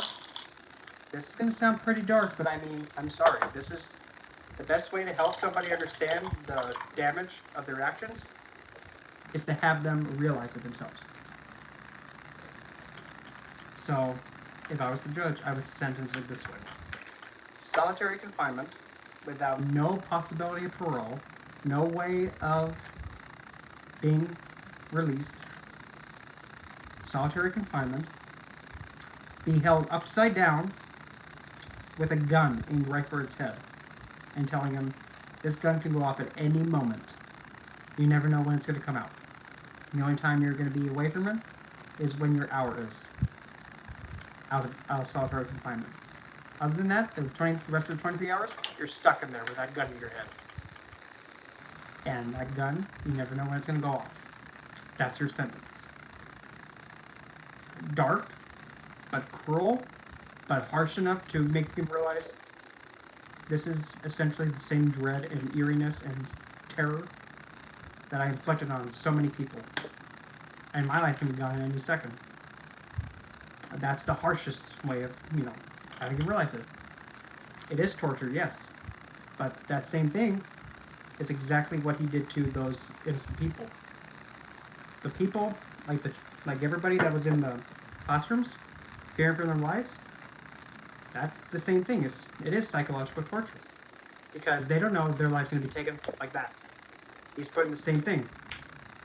Life can be taken just like that. Moment's notice, life gone. That's the best way to put it through. I don't like putting it that way, but that's the harshest way for him to understand. Yep. Because if he has the means to do it and carry it out, he has to understand the damage done. And that kind of damage can't be taken back. It can't. And I don't even like saying that kind of a sentence anyway. Because I'm more of a humanitarian kind of viewpoint, like putting an individual first and their well-being first.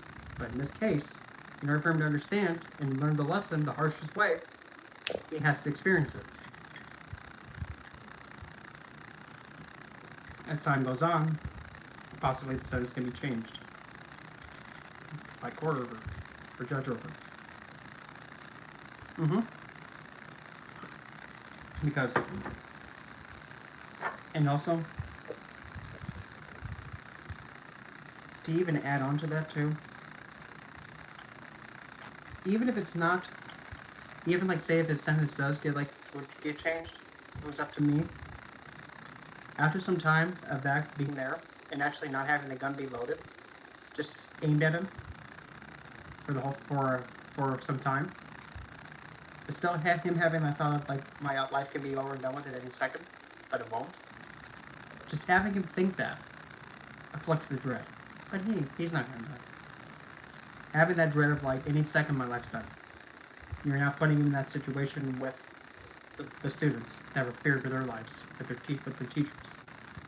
You're putting him now in that same situation. After some time, he then can actually begin doing work while in holding and doing jobs.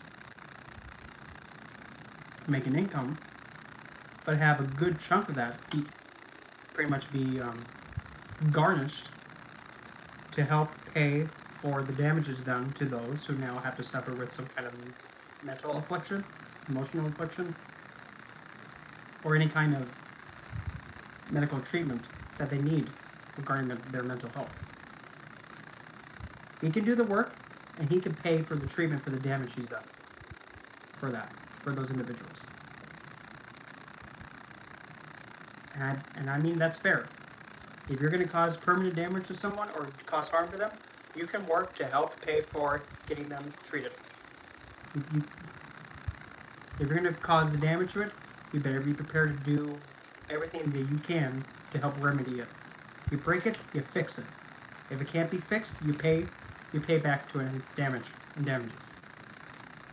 Because you're not just going to be all like, well, I permanently damaged someone, scotch-free. No, you're going to do something to pay back for the damage. That's just me. And you can kind of tell when I'm carried around. I'm like no nonsense when it comes to stuff like this. That's why, personally, I love Judge Judy. Honestly. She's point blank firm to the point, and literally no nonsense. It makes it idiot proof. That's why I like her a lot. But anyway, back on topic. What that means is all this lower vibration causes them to consume all the lower, thicker levels of energy. Now, I'm not perfect. I don't know Yes, Judge Judy. everything of how it works. I'm not going to sit here and use fancier words because I'm not that intelligent, but what I do know... Not that intelligent? Okay. Well, it sounds... No. Oh, it's encountering a lot of demons. That's what I've come to understand. Whatever you say, Cupcake. Demons and devils, No, they're not the same thing. for example, love to contact people through these doors. But I thought you just said that they don't need that, but they love doing it. Okay. To fuck with people. No. Sorry, that's incorrect. But they don't need that. Okay, they don't need a Ouija board to contact people. They don't need a Ouija board to communicate with you. They can do it in many, many ways. They do not need a Ouija board. But if you are a person who is open to using a Ouija board and you want to, let's say, you want to contact any spirits who want to contact you, the problem is that when you say that, you're basically inviting any spirits to contact you. I want to talk to positive spirits, more than it's going to be demons that will pretend to be a Now, if you tell them to identify themselves.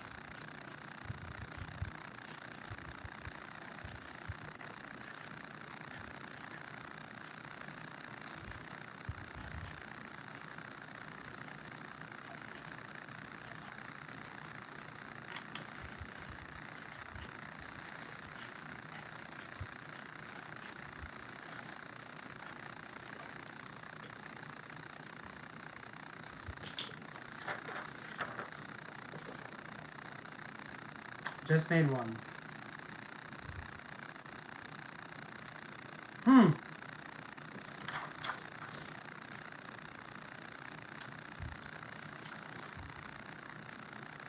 So how come I'm not having anything, come through it and touch me yet? I don't have the planches, okay. It doesn't have to be legitimately anything losing me.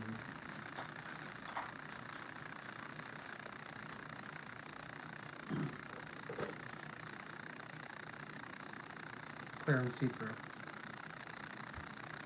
That way you can kind of see. Yeah. Let's test your theory then.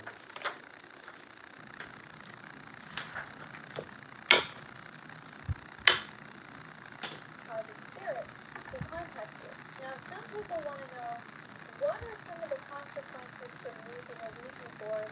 What happens during that process?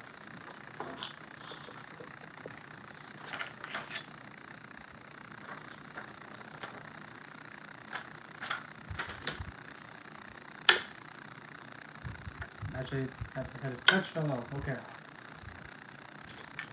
There are many consequences from using a Ouija board. One of the biggest consequences is you're opening yourself up, almost like an energy buffet. Energy buffet, huh? Okay, hit hello.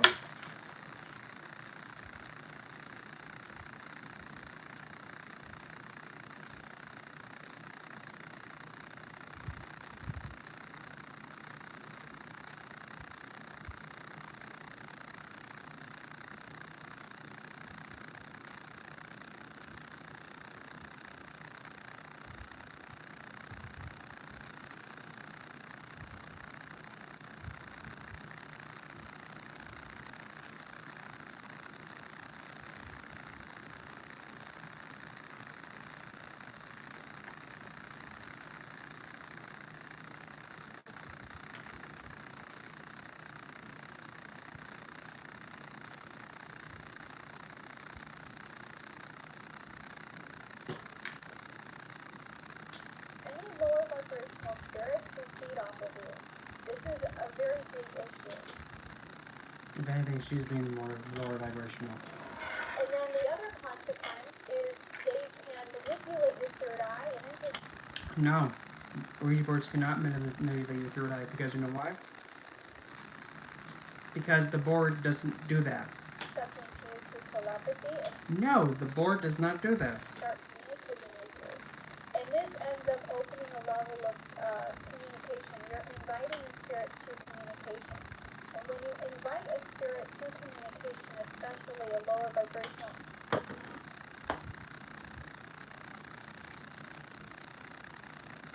entity like a serial killer, If you're doing interaction with a serial killer, a deceased, you're interacting with the dead. The passed on are not lower. A passed on is a deceased person, the dead. or a murderer, or If you're working with the dead, you're doing necromancy. Using Ouija board to interact with a dead person, that's necromancy. Any kind of working interaction with the dead, any kind, it doesn't matter. During a funeral, that's necromancy. Giving your time respect to the ancestors, that's necromancy. Heck, if learning history, that's necromancy. But how? It's not doing anything magic with the dead, and yes, you are. You're remembering the past. You're remembering specific individuals. That's necromancy. You're having them come alive again in memory. You're interacting with the dead. It's necromancy. or rapist, Cupcake. No. or someone who was a sociopath,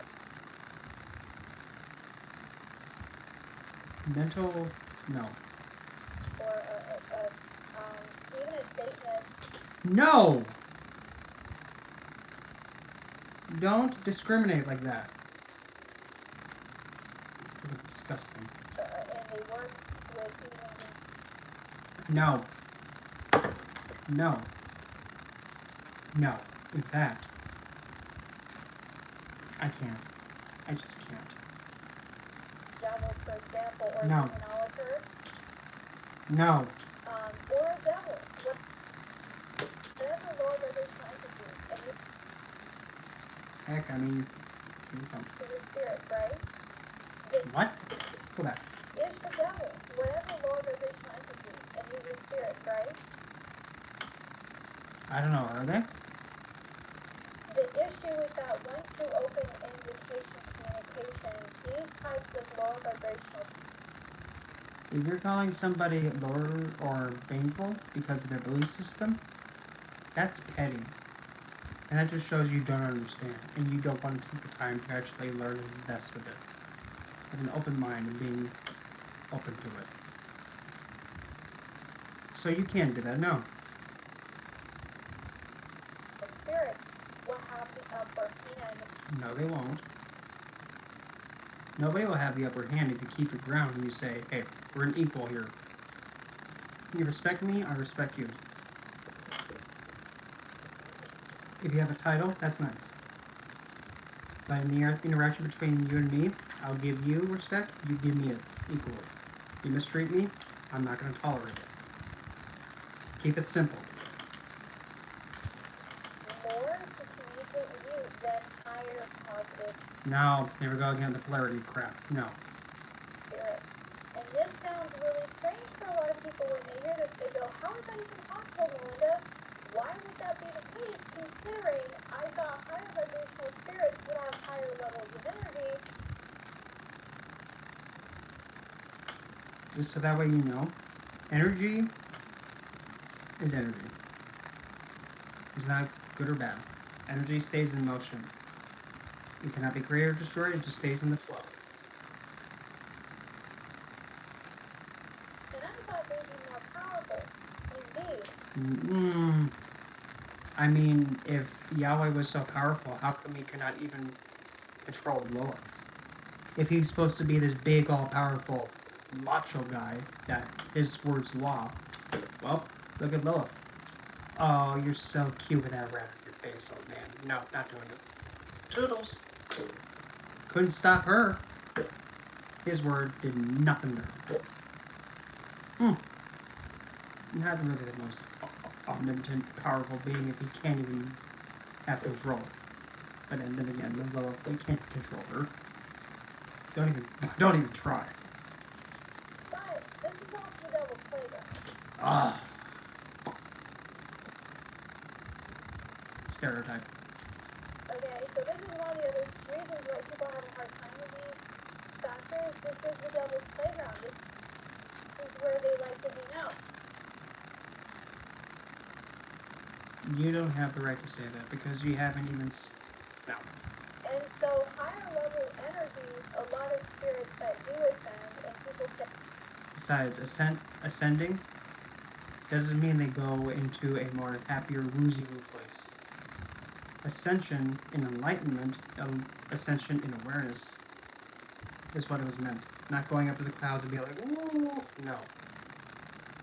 Mankind, Asuras, the demons, work to bring the Asura realm to the same level to the Deva paradise. Asuras make their best attempt to replicate that. Replication of their paradise is what they're trying to do.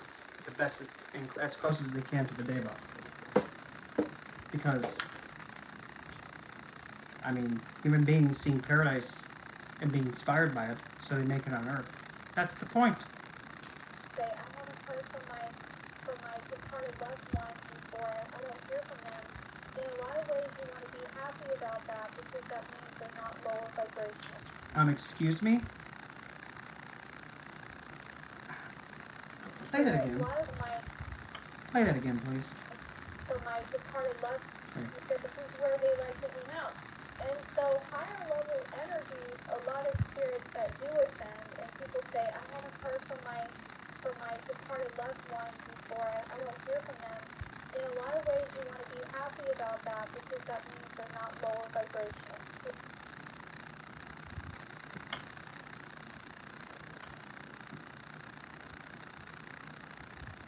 You don't know how damaging that is. You have no idea of what damage you can cause by just that simple, stupid thing you just said. If you haven't heard from a passed on that you had a strong connection with, and if she's saying, be happy you didn't.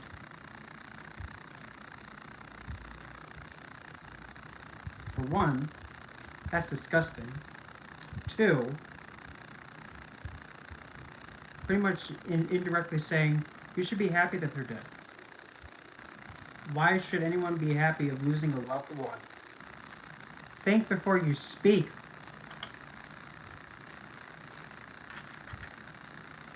Spirit, that's a good thing. No, the way you put it wasn't. Because then that means they've ascended past the earth realm, and they are learning to evolve.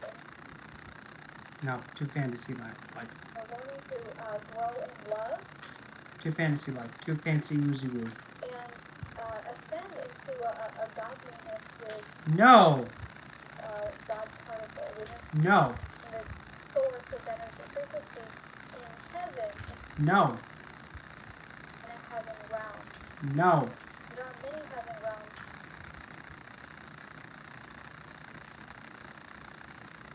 She's so freaking stupid and just so lost.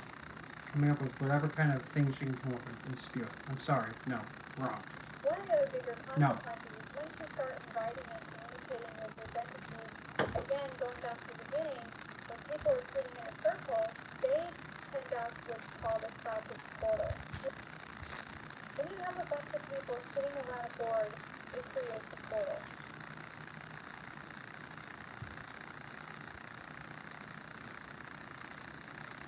And this portal conducts basically a psychic signal out into the universe in every direction possible. And when all these people simultaneously at the same time envision and visualize Well, that's the thing, though. You can't prove that because you don't know if they're doing it or not. with the intent, they're basically using their own magical, psychic, energetic power. But if somebody's skeptic, they're not. That we all have, and they end up igniting a portal, a doorway. Now, the reason why people don't think about this is because they think you're only thinking about the board. You're thinking more than just the board. You're actually trying to think of what being you want to interact with. That should be your focus. And until the entity or that what responds actually proves that it is said entity, you don't believe it. That's why you probe it. And until it actually proves itself, and to a point where it does, you don't believe anything.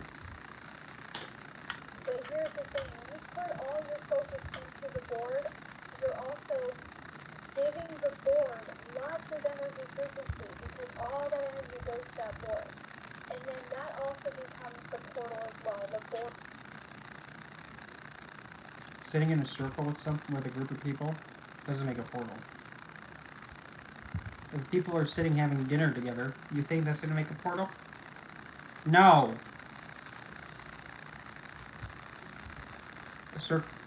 Even like one to two people doesn't make a portal. Having a board. Oh look. If you want to be technical, then look, there's a board. Oh, I made a portal. How come? I'm not feeling anything come from this yet. Board itself. And so a lot of spirits can actually not necessarily like pop out of the board or like restart or manifesting around the board per se, but basically a lot of entities will start to hear that psychic call and it brings them back to you in like an energy shift of attraction. So you're basically attracting those entities to you, whether positive or negative. Whether you want it to be positive or not, it doesn't matter. You don't have that kind of control. Neither do you, love. I don't think you even have any control of what you're speaking about anyway. No person has that kind of control. I don't even have that kind of control.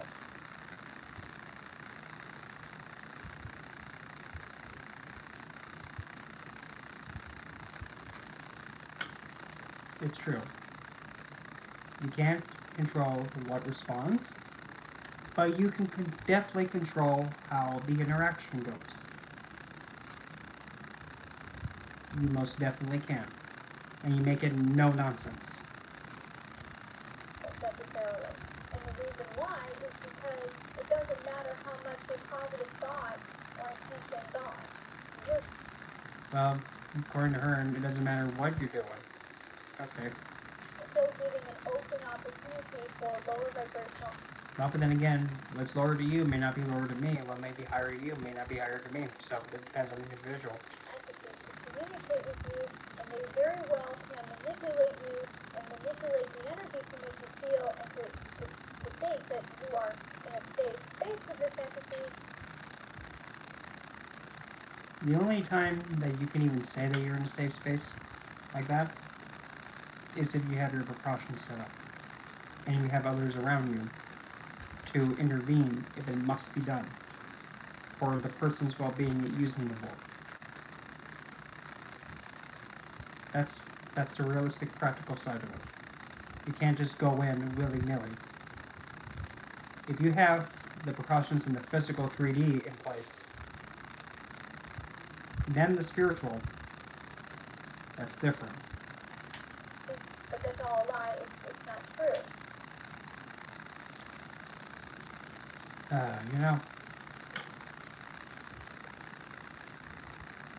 the way that I'm hearing this is just so familiar with like the whole thing of like, oh, that's fake news. I'm sorry, I can't unthink that. This is a lie. Yeah, it's fake news. I see the pattern. Once you conduct this portal and the portal is open, the biggest consequence is that a lot of people think that once you put on goodbye and you say bye, a lot of people think that that's suddenly going to end the whole Ouija board session, and it's Yeah, really, or actually put it on hello.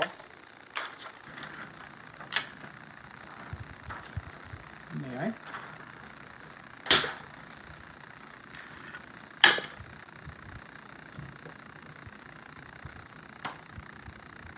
You're wondering, what the heck was that? Simply put,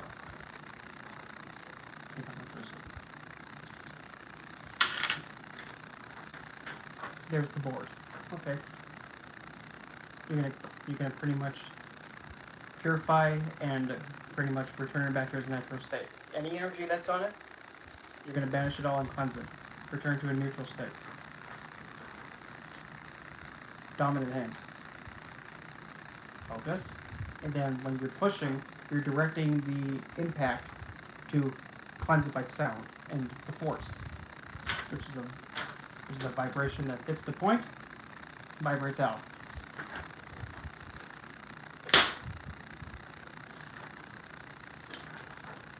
Bring in. The loud pop noise. It's neutral. Plant it on the goodbye. It's done. Neutral and has nothing on it. And it is done once you cleanse it, purify it, and banish anything that was brought in. Sponge it. Then hit goodbye. It's done. Neutral again. It's not that complicated. It doesn't work like that. Yes, it does. You just saw me do it. When you make physical contact with something and the sound waves of impact, you're cleansing it by sound. You're taking anything that's attached to it and you're using sound to vibrate it off. Then you put it on goodbye. You neutralized it, banished anything attached to it, now it's in a neutral state, you hit goodbye, it's done. Because you basically conducted a seance. Nope, too complicated. Nope, that's not how it is. Ouija board is no different than an actual seance. A lot of people are in a circle and they're wanting to communicate with a spirit. If you want to interact with the spirit, or a group of people wants to invest and interact with the spirit, they can do that if they want to. It's the same thing. No, well, not really. It's a seance. And a lot of people don't realize this. They don't stop to think about the connections between the two because they're basically exactly the same. One of the bigger consequences as well is that this entity, if they like you, depending on who you are, if you're an empath, if you're psychic, if you're just open, or if you're more vulnerable to fear, and you don't have a lot of self-control, and you're more vulnerable, basically, that spirit will be attracted to you and follow you home. Not if you tell it, hey, no, you're not going to follow me. Don't even try. And you make that known. But if you said for them not to... Bullshit. You give them the command, you give them the order, you're not going to follow me, you understand? Be firm with it. And you don't mess around with it. You make it idiot-proof. Say, you're not going to follow me home. Understand? You do? You're going to wish you didn't.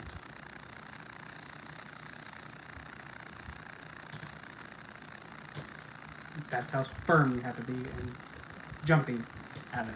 You have to be. It doesn't matter if you tell them not to.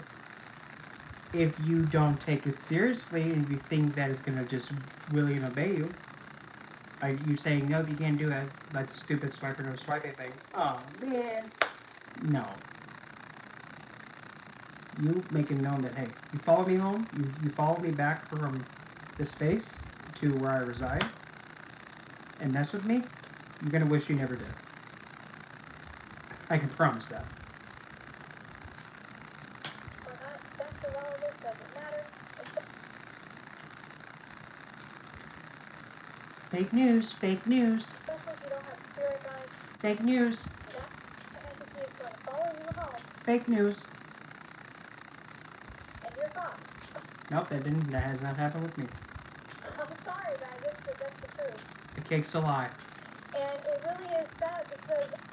Yeah, you're still spewing BS. A lot of people that use Ouija boards, a lot of these YouTubers that go into these Ouija board sessions, a lot of the times it's fake, but then there are some in particular that are actually real.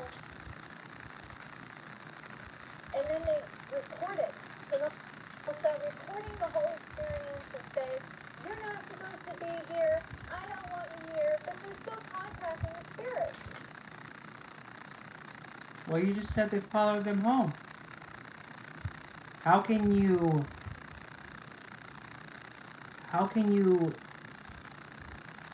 interact with a being and command it to piss it if you don't address it?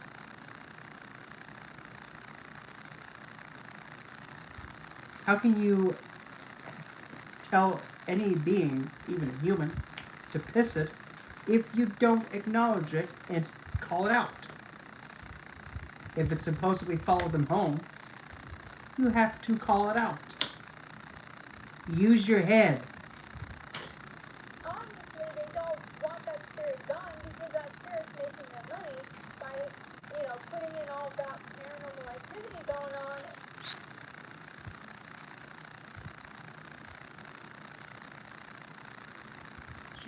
This is just so pathetic. And that spirit is just basically entertaining you and your audience at the same time.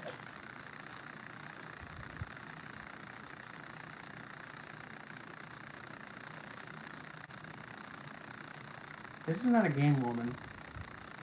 This is not a game. This stuff is not meant to be joked around like that. And so she's taking it as a joke. Well, okay. I guess we're taking her as a joke too as a clown. Especially if you are still trying to get paranormal evidence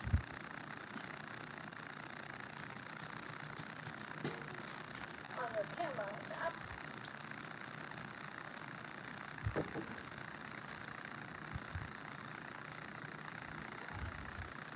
Get paranormal evidence on my camera, huh? Actually, I do have a video I posted on YouTube.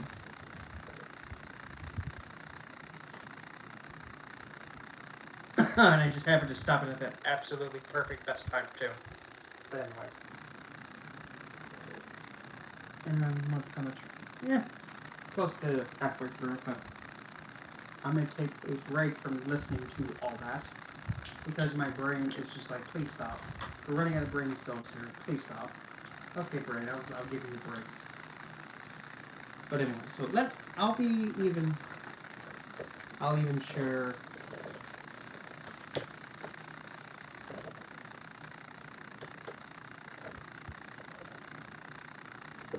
something that I caught on my camera when I filmed a video about hell, talking about her.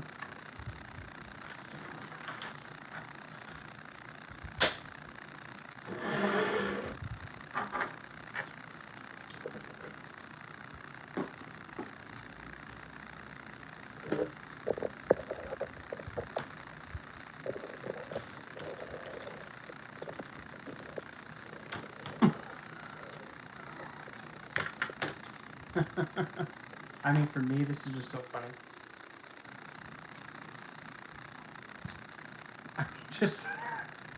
I just stopped at just like the perfect time.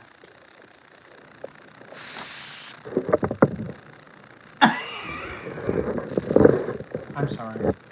I just can't. Because it's just like, really? No.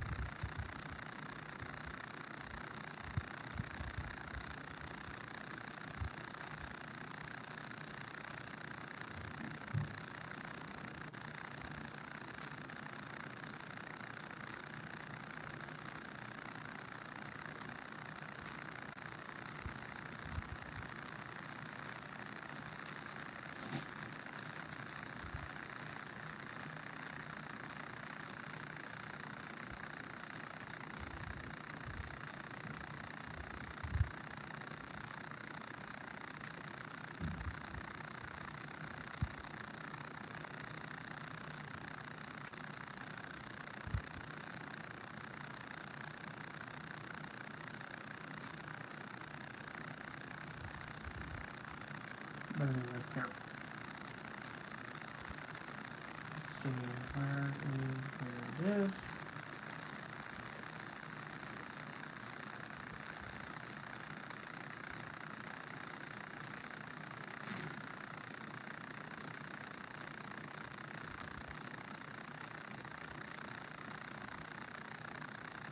see if I can find this stuff.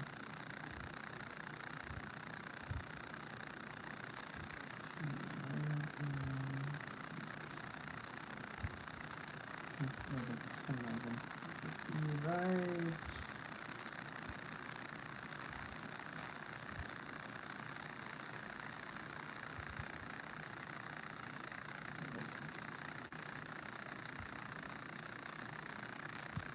There we go.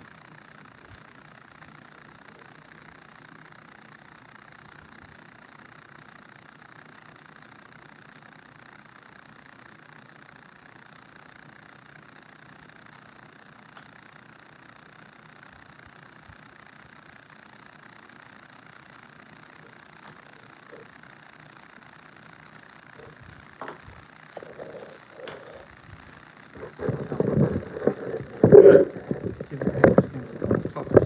There we go.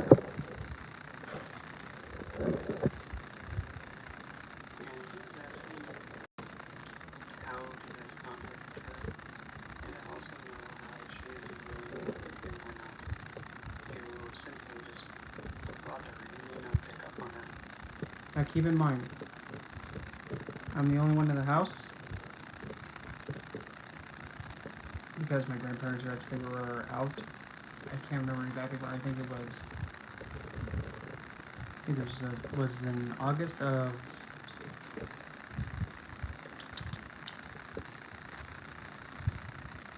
They don't have it where it's like when it was published anymore, but that's stupid. What is it inside? But anyway. But overall, I was the only one in the house.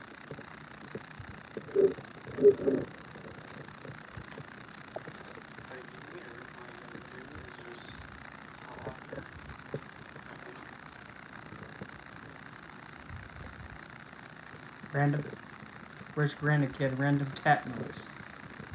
I'll play it again.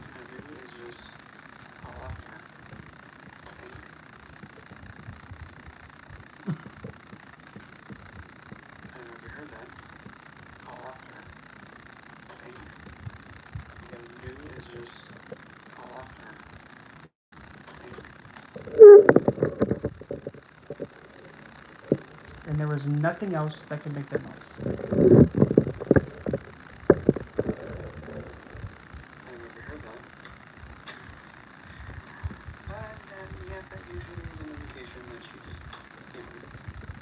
Have you noticed too? Watch my hand. Right on cue. Right when I open my hand, another tap.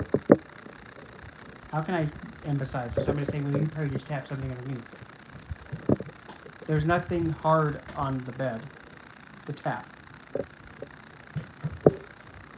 Kicking with my foot or hand, that's not going to make the same noise.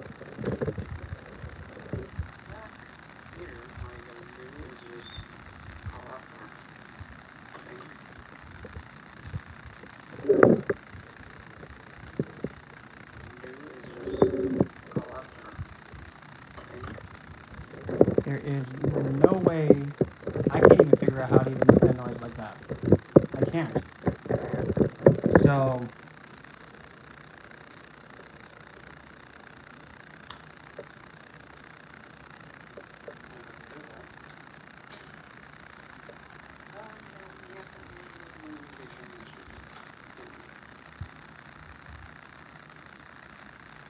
I'm the only one in the house, mind you. And no.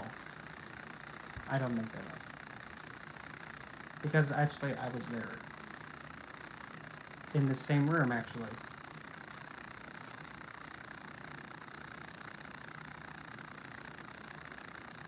And I don't even know how else to make that noise. I don't even know what could be done to make that same noise.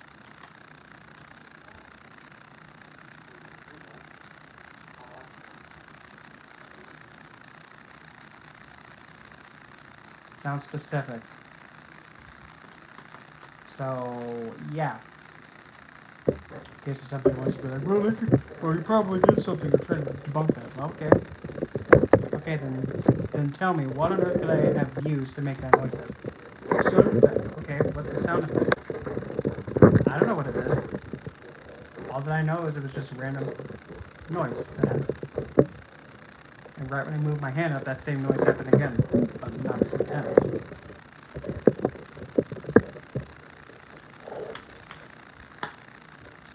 And heck, if that's still not good enough for you,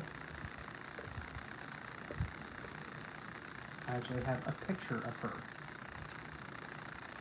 I caught.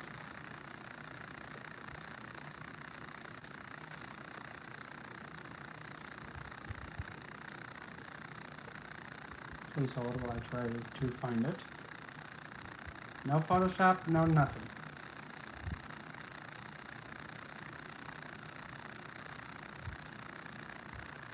And hold your pigeons, it might take a little bit to find it, so keep your weave on.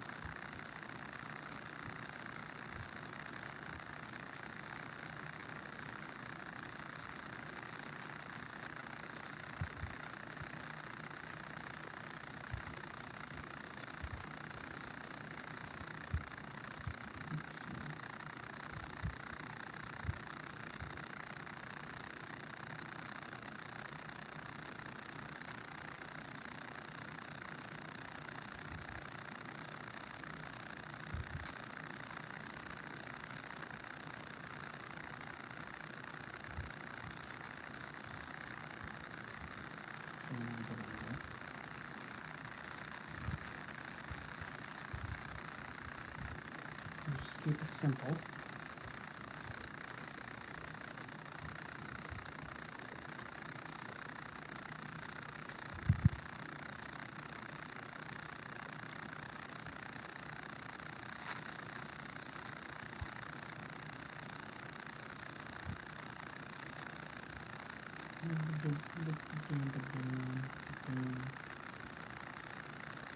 Alrighty, let's see.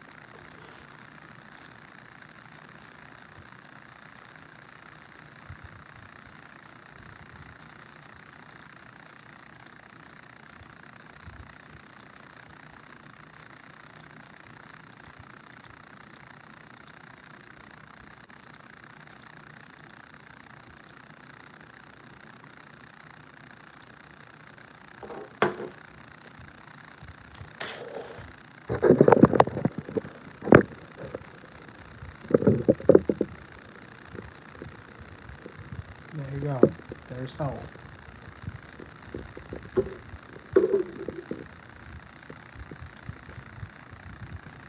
There's the head. And there's the gown. There's the light showing the bone. And there's Hel,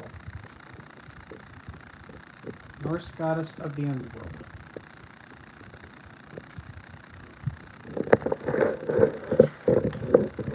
And if you're wondering,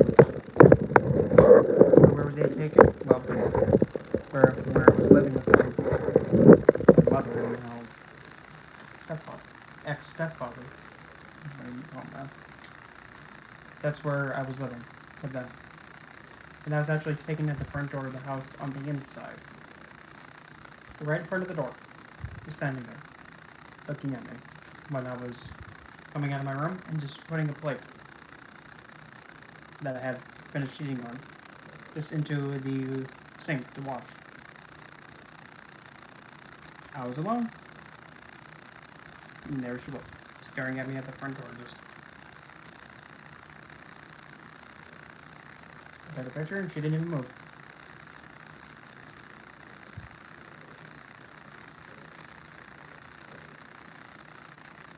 And I mean, that's pretty. That's a little bit hard to debunk. And no, nothing was done to the picture except crop it to get all the unnecessary stuff out of the way. Unnecessary. Don't need the door handle. Don't need the rest of the door. Just need that one focus spot. Because that's where she was.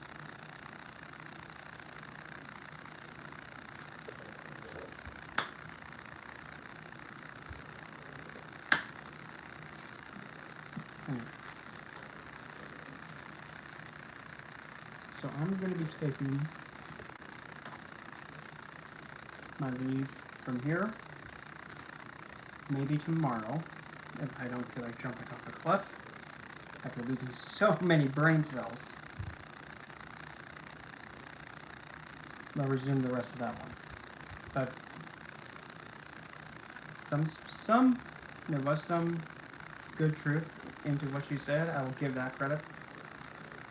But again, don't be thinking that because somebody is struggling with addiction, don't say that they don't have any kind of spiritual guidance and don't have a spirit guide. Don't say shit like that, because that's disgusting. You call yourself a light worker? Wow. Seems like you're using that title, psych medium, as a way to actually make yourself seem credible. But in reality, you're being judgmental. You're judging something, you're judging somebody on something that everybody has, a vice. Gambling's a vice. Drinking is a vice. Money is a vice. Everybody has a vice. It only becomes problematic when it possesses someone. And by possessing someone, I'm meaning that it makes them only think about that. They have no other attention to other sectors of their life. That's being possessed. Becoming so obsessed about one thing. So much that they can't function without it. That's being possessed. Anyway, I'm going to take it off from here. I'll see you guys in the next live tomorrow, hopefully. And we'll see you then.